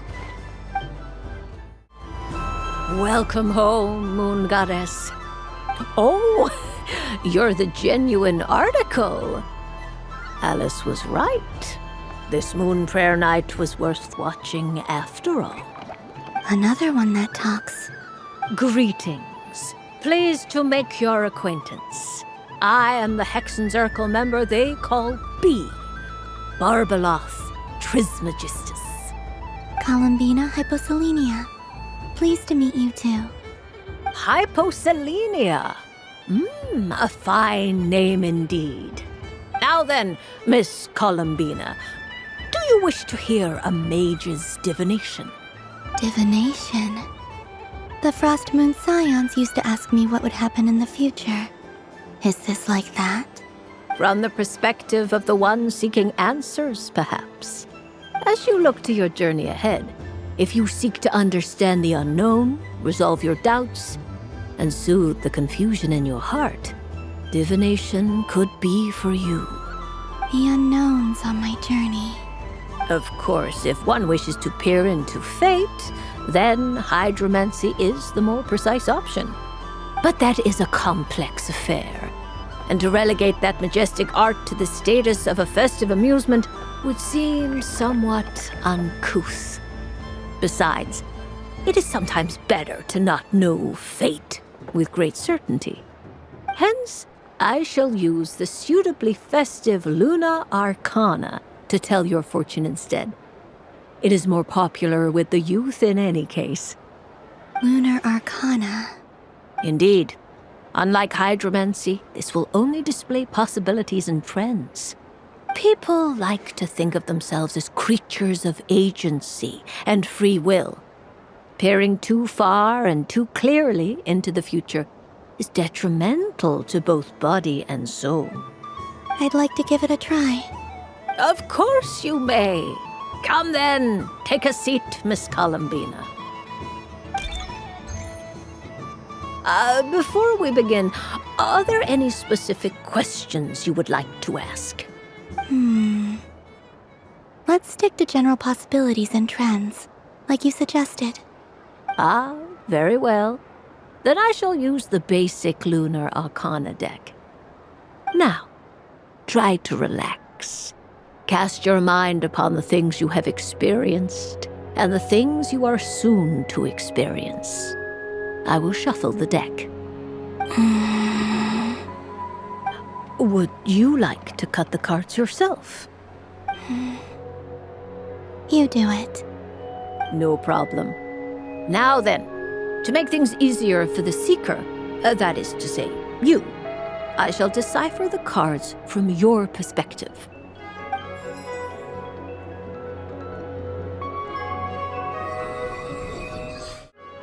Please, draw the first Lunar Arcana. This represents destiny and is the foundation for the divination as a whole. Now, draw your second card. This will stand for the past, the sum of all your experiences that have come before. And now the third Arcana. This is the present, your interpretation of the current moment. Finally, the last card. This shall speak of the future, which... Oh. Kuvaki Pulse? Fascinating. I've never encountered this before in my role as a diviner. Something has exerted an influence upon this card, causing it to leave its designated position. What do you make of this, Miss Columbina? Perhaps this is the guiding hand of fate in action. Of course, if you wish, you can choose to deny the validity of this card and draw the future for yourself. No, it's fine. Let's go with this one. A bold decision. I must say I'm looking forward to the results. Well then, let us flip the lunar arcana in sequence and see what emerges. Sure. First, Destiny. No surprises here. The card that represents yours is the moon. The moon. Indeed. The moon can represent the truth at some times, but deception at others. False peace, destructive calamity, and the world-changing power that lies within. When the moon is placed on the destiny tile, it indicates that your destiny is not what it may appear on the surface. Instead, it may yet have a hidden side. It symbolizes a journey through the fog, fraught with uncertainty and deception, where one must face inner challenges head-on. I don't understand. Patience, my dear. This is but the first card, which serves as a basis for the interpretations that follow. Our divination will only grow clearer from here on out. Now then, flip the second card, the one that speaks for the past.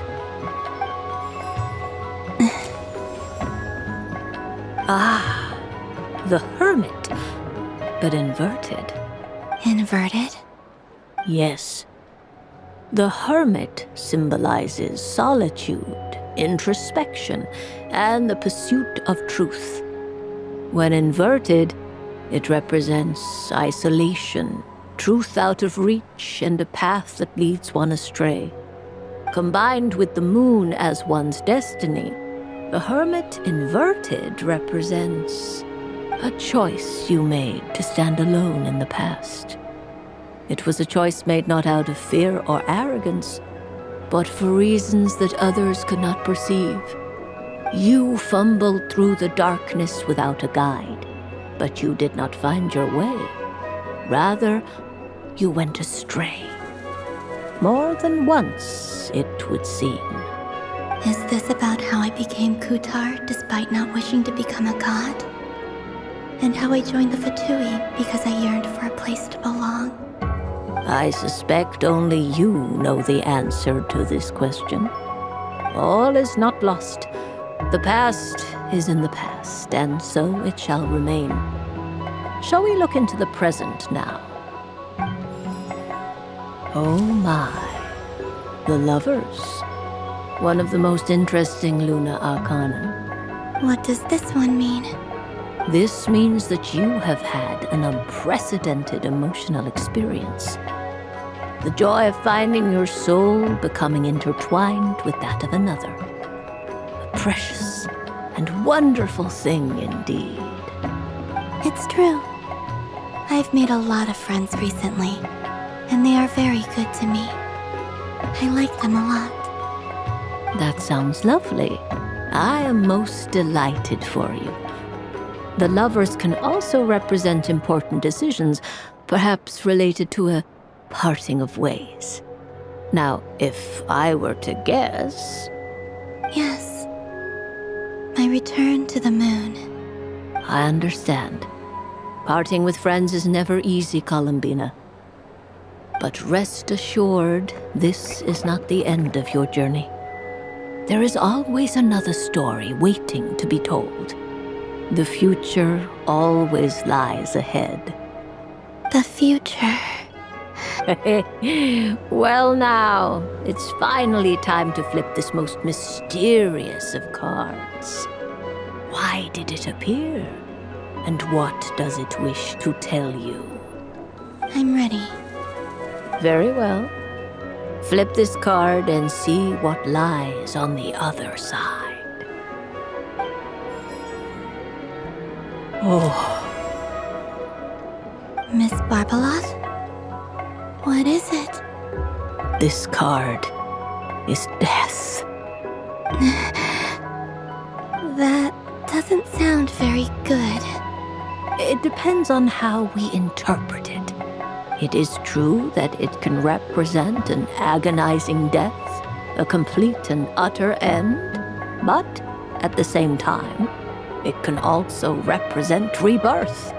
Do not forget that your destiny card is the moon. That lends your future many different potential meanings. If death spells the end, is it unavoidable? As I have said, divination can only display general trends. It is a rough guide, but it does not show predetermined outcomes. Allow me to summarize it for you. In the past, you may have lost your way, but now you have gained new connections and new strength. You now face an important decision, one that may bring about a great change in what is yet to be. This change might, in turn, be the end of all things, or their beginning. But remember, everything is subject to change because of the moon present in your destiny. You must see the truth clearly and face your innermost thoughts. The truth. My innermost thoughts. Thank you, Miss Barbeloth. Don't mention it. Some people dislike divinations, for fear of glimpsing an ending to their story that they wish was not so. But I can see that you're different. The result of this divination will not sway your decision. This is a rare quality, and one that diviners always hope to see in the seeker. We are here merely to guide, not to exert undue influence. I understand. Go then and illuminate your future, Miss Columbina. The moonlight that shines from you now is most captivating.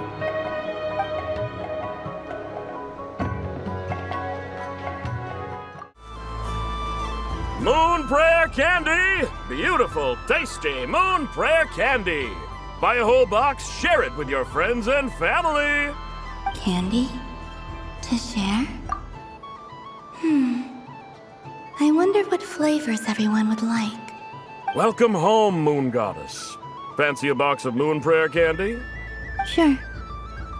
I knew you would. Now, what flavor would you like? I'm not sure. What flavors do you have? Is this for yourself or as a gift? A gift for my friends. Ah, I see. In that case, I'd recommend apple, lockaberry, or midsummerberry. Those are the most popular. Do you have nocturnal blossom flavor? Huh. I've seen couples give those as gifts before, but I did not know they were edible. No? Okay then. Moonfall silver? You did say this was for friends, right? Maybe smetana then. Hey, now that's a creative idea! I've never tried it before, but if you're happy to wait, I can see about whipping up a batch on the spot. While we're at it, you got any other ideas?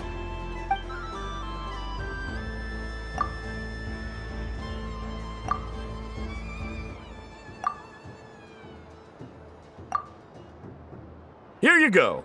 Every flavor you asked for is in there. Thank you. I should be the one thanking you! You brought me a whole bunch of new business. It's like a genuine blessing from the moon goddess. I hope you and your friends have a lovely night.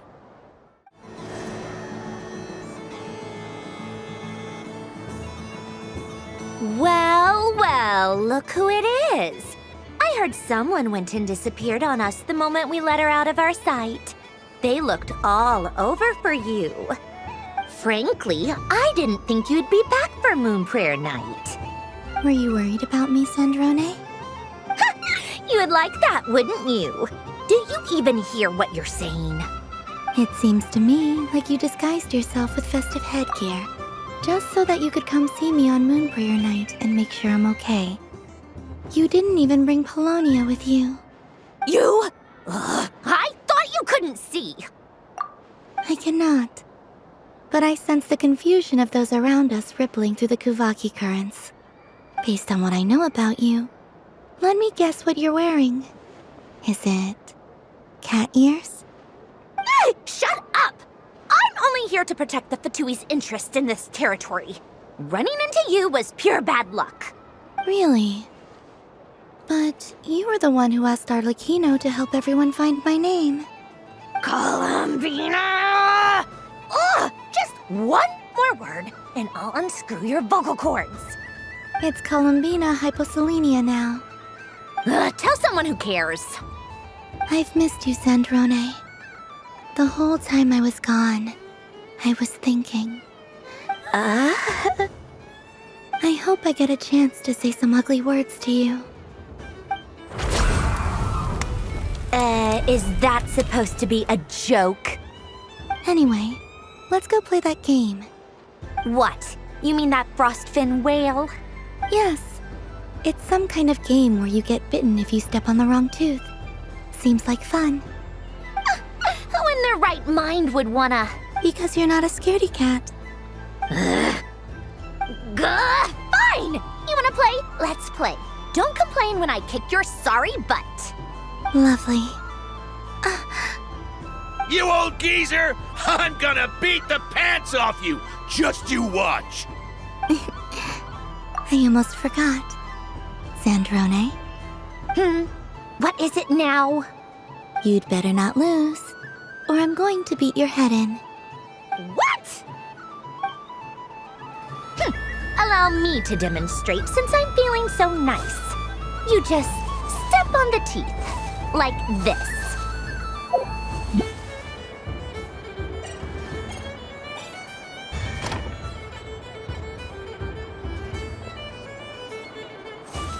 Which should I pick? Your turn, Sandrone.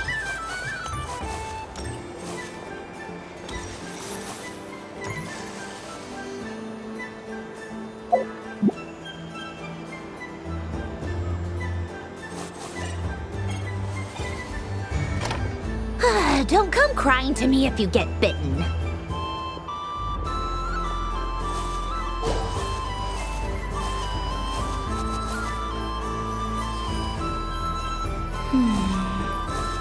I'm getting a bad feeling from this one. Sensing Kuvaki doesn't count as cheating, right? I want to switch. There are less and less teeth remaining.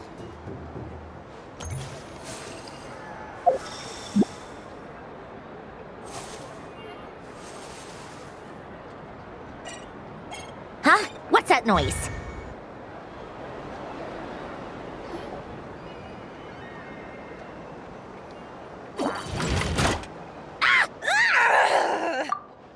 I think you might have picked a bad tooth, Sandrone. Shut it! Do you need any help? It seems like you're stuck. No! It's just a blasted toy! How is its grip this strong? Stop laughing! All right. Well, you lost. So just like I promised. Hey! What are you doing? Are you seriously? Hiya! Why, you... Oh, just you wait! Rematch! Are you alright, Sandrone? That was quite a strong bite. Are your clockwork parts? Quit your fussing! I don't need it! Alright. I'll go first this time.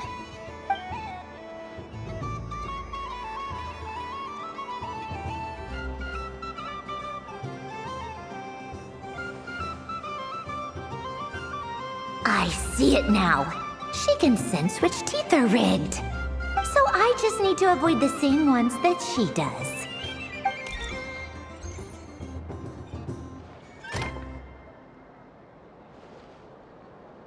This one... Seems fine. She avoided that one then? Now I've got you. All right, my turn.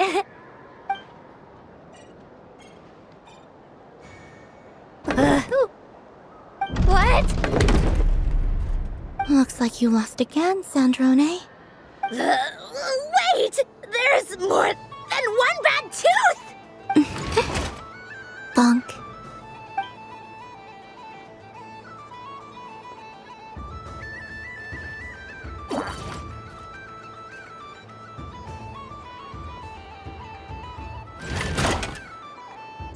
Stupid game! What idiot came up with this?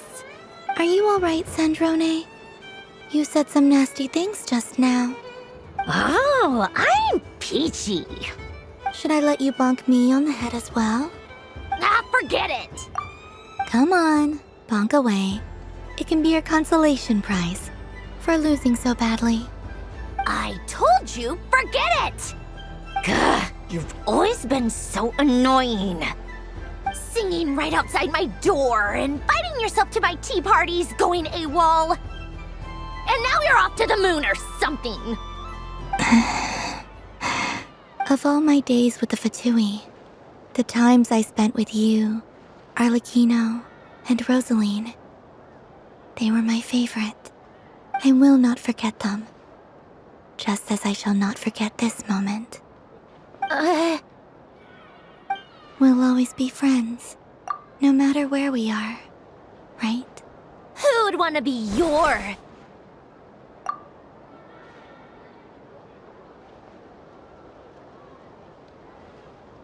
I'll miss you, Sandrone.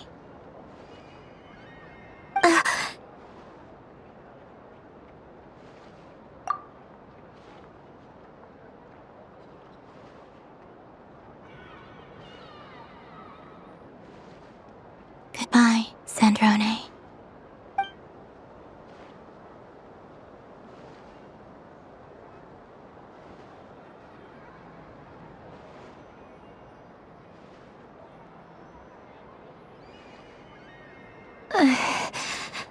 I'll miss you too, Columbina.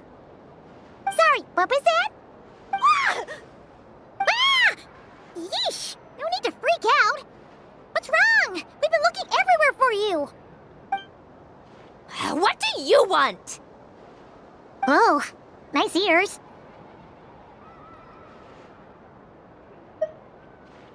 What do you want? This! Huh?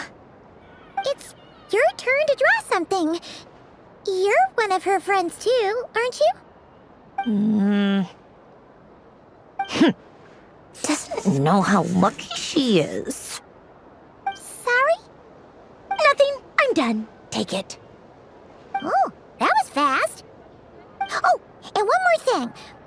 Last time we spoke, you mentioned you were interested in the Narcissan Kreuz Ordo's research, remember? There were too many people when we last met, so we didn't get the chance to do this. What are you talking about?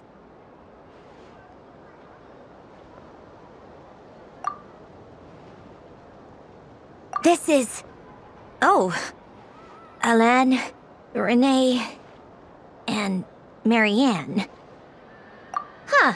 The Holy Blade. A savior's plaything. It's not about whether I approve or not.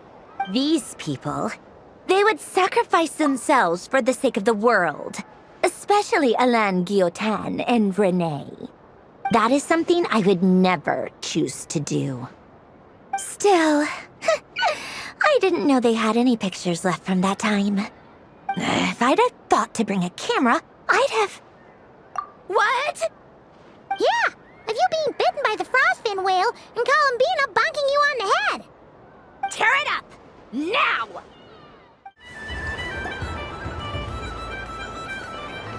Dodoco's Whirligig!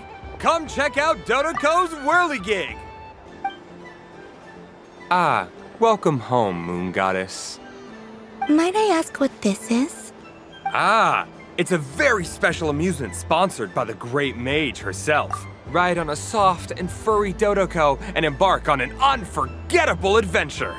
I say that, but I'm just following a script here. Who is this mage, anyway? And what the heck is a Dodoco?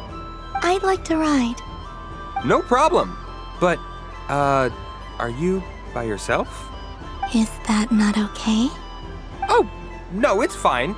It's just that each Dodoco can accommodate 2 passengers. Would you like to bring a friend along? My friends... That should do it. Now, we just need to get everyone else to draw something on it, too. But we gotta keep it a secret from Columbina. Traveler? Ah! I want to go on that ride.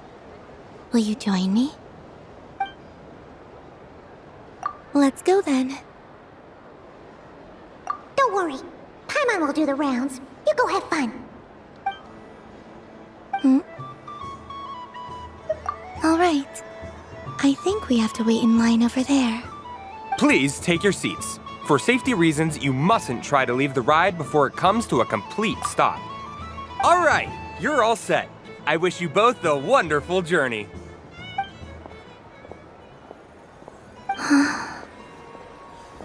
Not bad. It reminds me of riding a moon lane.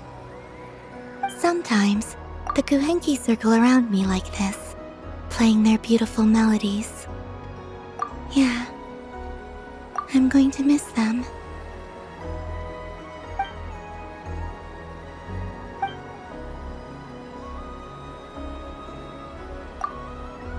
It does.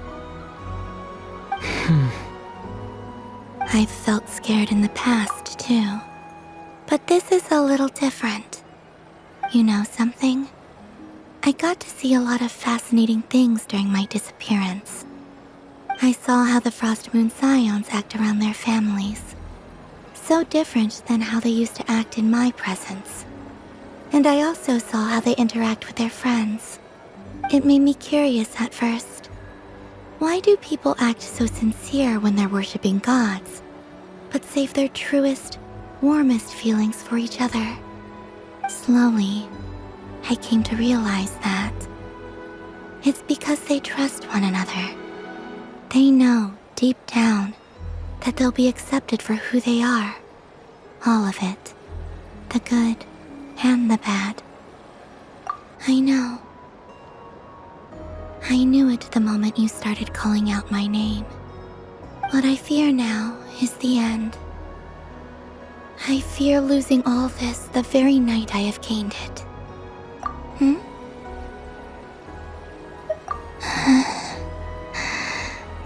Thank you for this conversation. Thank you for listening to me. Don't worry. This fear I have, and the unknown that awaits me, they cannot hurt me. Not when I possess a treasure far greater. I just want you to remember this version of me. The real me.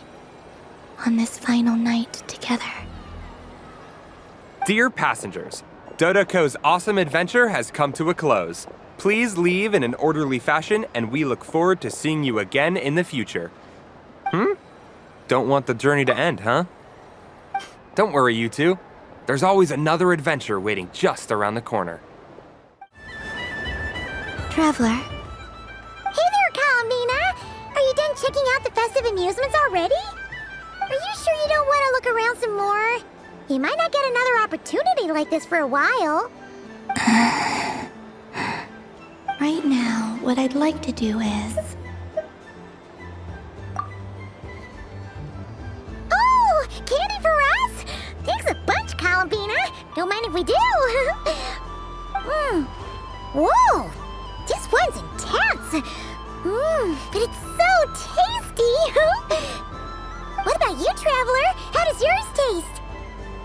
Oh, sounds good. Paimon's drooling now. Are there any more Smetana candies in the box? Yes, I believe so. Okay, gotcha. Let's see. Sure.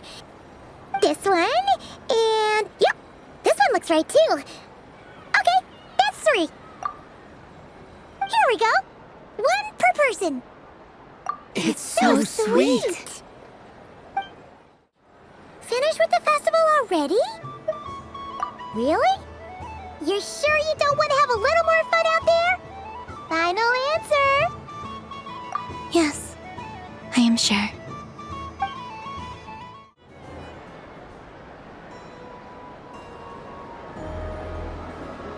This was the most fun I've ever had on a moon prayer night. Everywhere I went, people were saying, "Welcome home," and there were friends at every turn. I only wish it could last longer than one night. Oh. Yes, you're right. The moon prayer blossoms. Ooh, look! Look! Moon prayer night has come.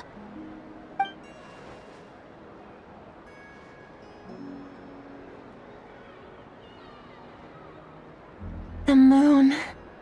It's so beautiful. Happy Moon Prayer Night, dear. Happy Moon Prayer Night. Happy Moon Prayer Night.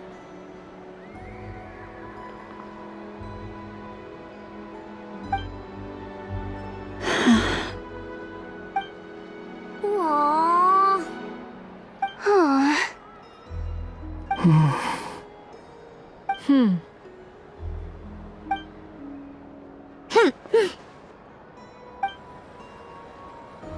Time flies when you're having fun. Oh. Looks like the time has come. Columbina. You're heading off then? Yes, to the ruins you mentioned. And from there, back home to the moon. Wait! I know? At least... Take one of our craft shop's crumb cookies up to the moon with you. You know, for a snack. Sure. Why not? The Curatorium of Secrets believes in proper farewells. No story should be left without a satisfactory endnote. Never. Farewells are an important affair for the Ratniki, too. We never know when we might meet again. Haha! And here I thought grand farewells wouldn't suit tonight's mood. But I suppose friendly passion is not to be stopped, eh?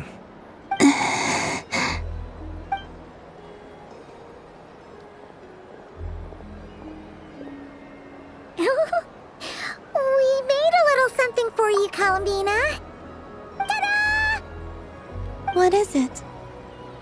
A Moon Prayer Night greeting card with drawings by all of your friends. You did mention that you'd like a portrait done, so I took the liberty of creating one for you. I, meanwhile, did the portrait of Mr. Albedo, and Mr. Varka did the same for me. I mean, I think my work was pretty true to life, don't you think? The picture of Ashru was my doing. The two of you seem to get along rather well. Wait, was I the only one who did a full body picture? That's so embarrassing. I did pictures of me and Anefa. I did my own portrait and one for Hat Guy. Plus, there's the two mages, Arlecchino and Sandrone. So, if you ever miss us, just flip the card open and we'll all be right there with you. I don't know what to say. Thank you so much, everyone. This whole moon prayer night was more than I could have ever asked for. It is the greatest gift I have ever received. Lauma, I figured it out. Figured what out? Remember how the Frost Moon Scions used to use milk as invisible ink to write hidden messages? That was a very long time ago. Oh, are you saying? Yes. When I miss you all, I shall use Moonlight in the same way, to write words that only you can see upon the moon itself. Wow, that sounds lovely. Quite. But how will we see them?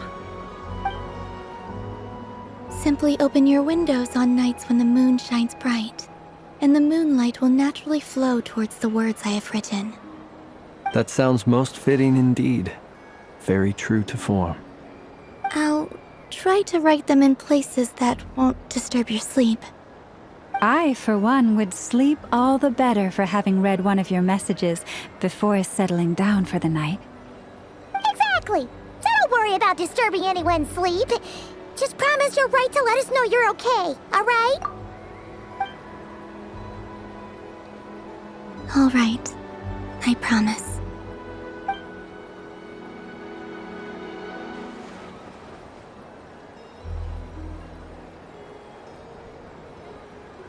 In that case, Columbina? I'm ready. Very well. Let's go.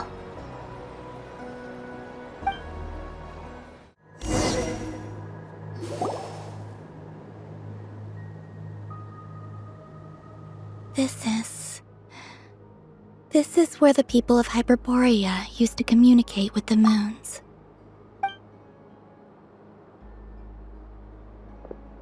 Eternal moon, frost moon, iridescent moon. When the power of all three converge, the gate to the moons shall open.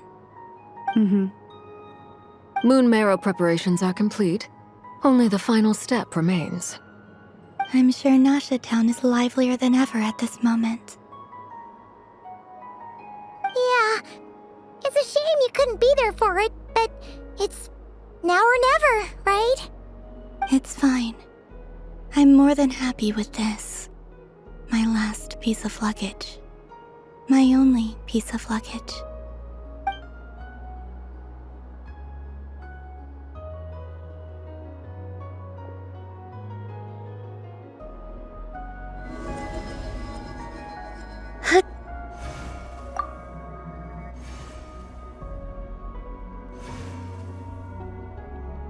I can already feel the moon calling to me.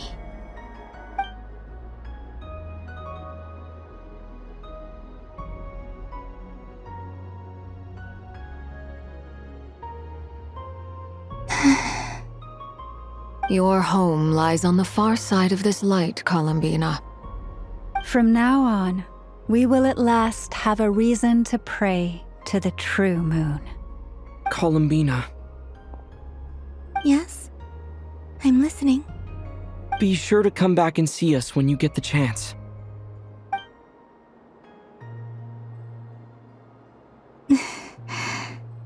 Of course. But if that chance doesn't come, then remember that you have friends on this planet. People who will miss Columbina. Yes, I will. Thank you for everything you've done for me. And remember, come night or day, the moonlight shall always connect us. Well then, farewell, my friends.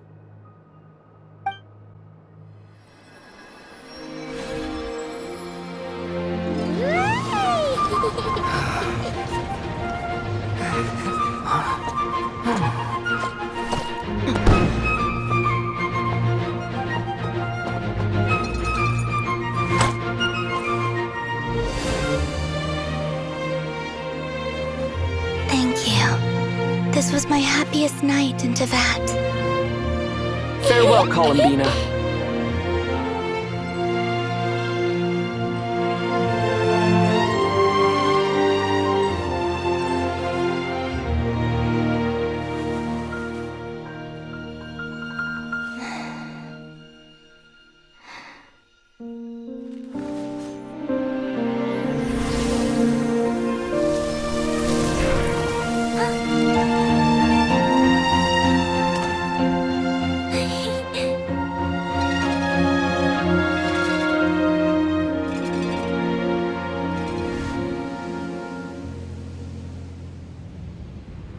The moon really is closer than ever tonight.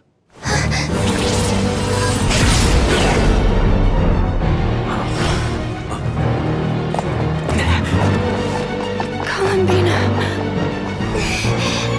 All 3 moons in one place. Time for one final experiment. Reason, life, death, time and space. They all believed I would fail.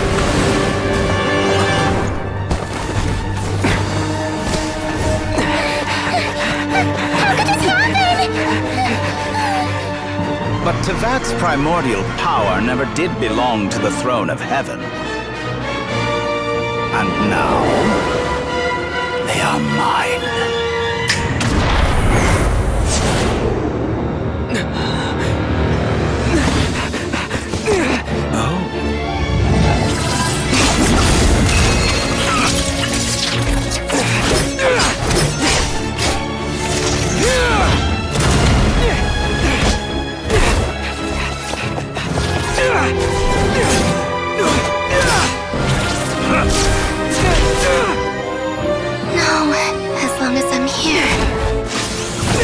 Is free to wield the 3 moons' power.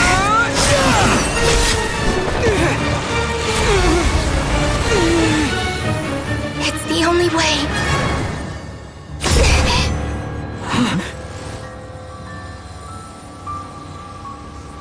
I guess I won't be going home today. Columbina! No!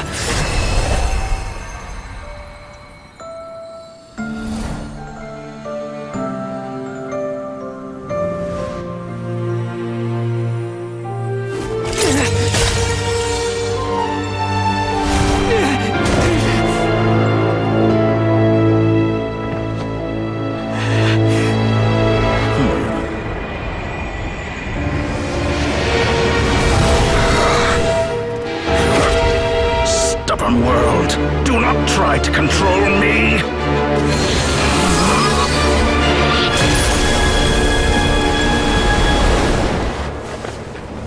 Columbina.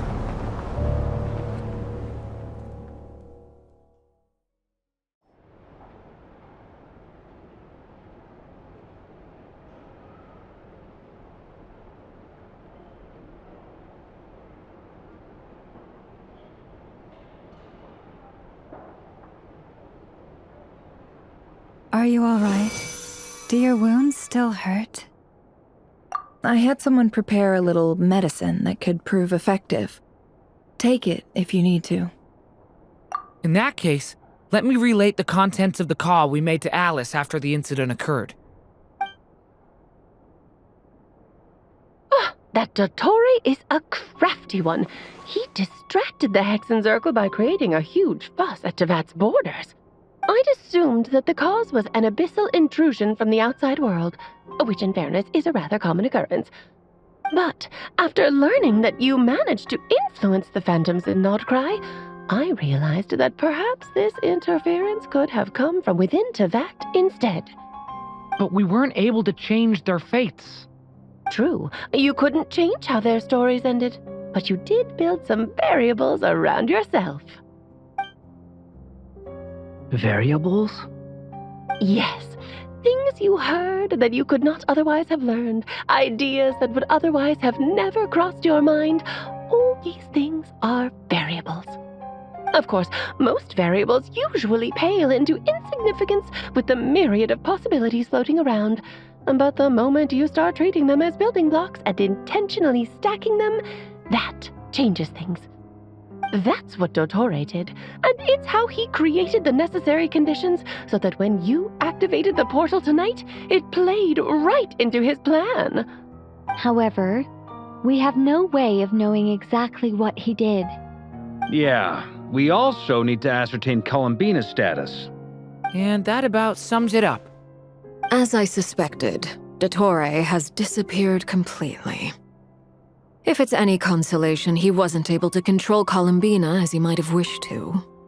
Oh no! What? She did what?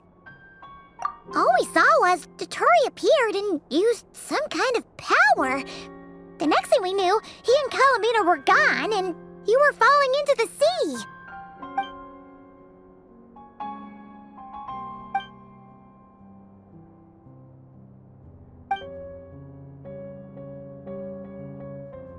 So, Columbina intentionally opened the Moon Gate and escaped into the same mysterious world as Rerir and Thalindis. Sounds like bad news. Seen in that way, the Trilunar Syzygy and Rerir's emergence, Dottore might have been pulling the strings in both cases. According to Miss Alice, he is attempting to transcend his destiny and finish an experiment that only a god might complete. An utter lunatic. Wait a sec, where's Hat Guy?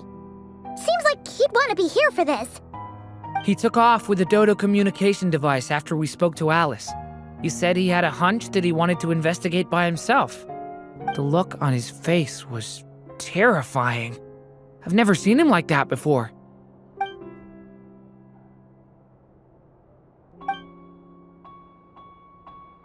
I'm back. Hat Guy! I went to look for the Hyperborean phantoms again. I think I've gotten to the bottom of it. I got them to talk to Nicole on the other end of the communications line. Turns out, the history they describe is different from how Nicole remembers it. Really? But how? Surely Nicole can't have been wrong. Because the phantoms are the ones who are deceived. They speak of a savior who appeared in their history, one who never should have existed. This savior promised to create a new moon within the false sky, and even bring back their moon goddesses. Foolishly, they believed in him, and told him everything he wanted to know about the moons. It's obvious that this was Dottore's doing. Now you mention it, the first time we entered the Hyperborean ruins, we heard the phantoms discussing their history, and I remember Nicole commenting that something sounded a little strange. But Dottore shouldn't have been able to get in there in the first place. He didn't. Nicole said that this was an anomalous state triggered by disruptions in the causal connections between phantoms from the same era. The variables that Dottore put in place were substantial enough that they even affected phantoms that he never met. So it's not that their memories were unclear. They'd been tampered with. That's exactly the possibility Dottore was trying to manufacture. He turned these variables into knowledge and engineered the situation so all that knowledge would fall into his hands. Then, he harnessed that knowledge on Moon Prayer Night to truly create a false moon. How is that even possible? To be precise, he exploited a weakness in the way the spell works. The spell senses Kuvaki to detect the moon's location.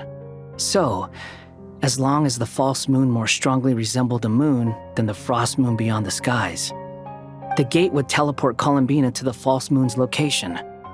In other words, to Dottore's side. Once he had her under control, the teleportation spell remained active, and he manipulated her power to seize both moon marrows. At that moment, the moon marrows disappeared right before our eyes. It was already too late, even as we were leaving the ruins. By then, Dottore had already amassed the power of all 3 moons. So, where does that leave us? What do we do now? I'd certainly like to know what Her Majesty thinks, now that the concerns I expressed to her have come to pass. But we cannot simply sit and wait for her to decide the matter. And in any case, it is not the Fatui Harbinger Damselette who sees us as her friends, but rather Columbina Hyposelenia.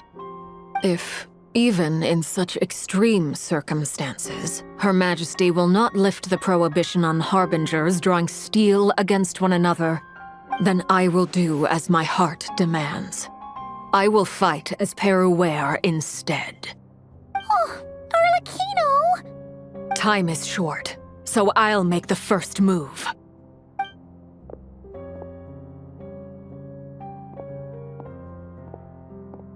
Whew. Even Arlecchino seems to be losing her cool now.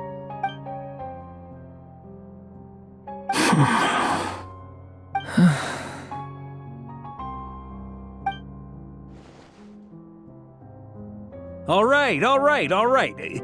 Lose those dejected looks for a moment and let me get a word in. It looks bad, I won't lie. Very bad, in fact.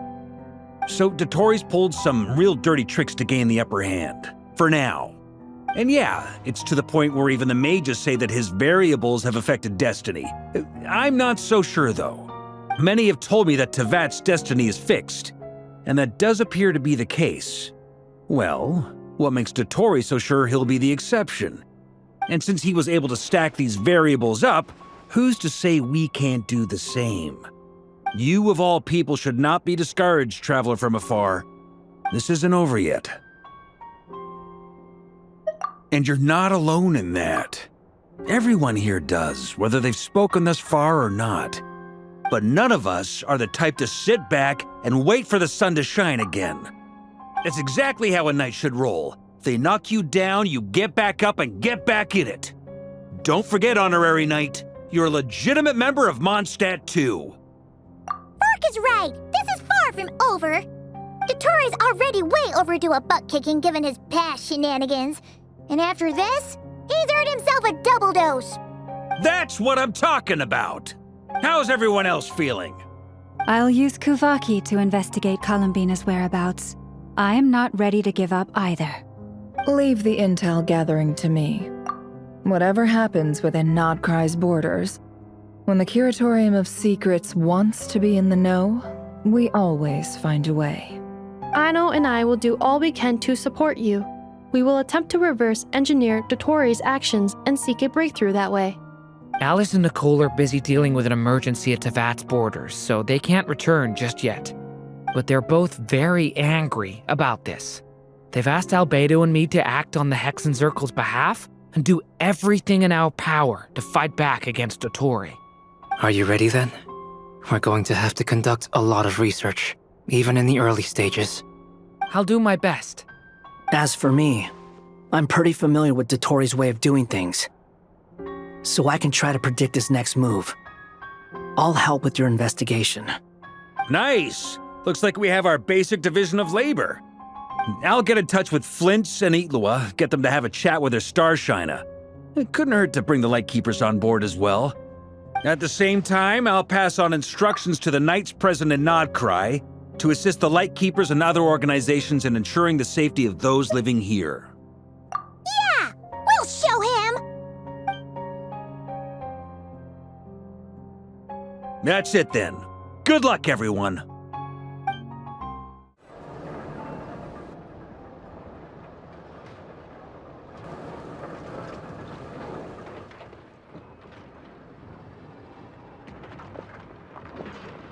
I never thought that Columbina would become my real name. It went from being a Fatui code name to something my friends call me. And remember, come night or day, the moonlight shall always connect us.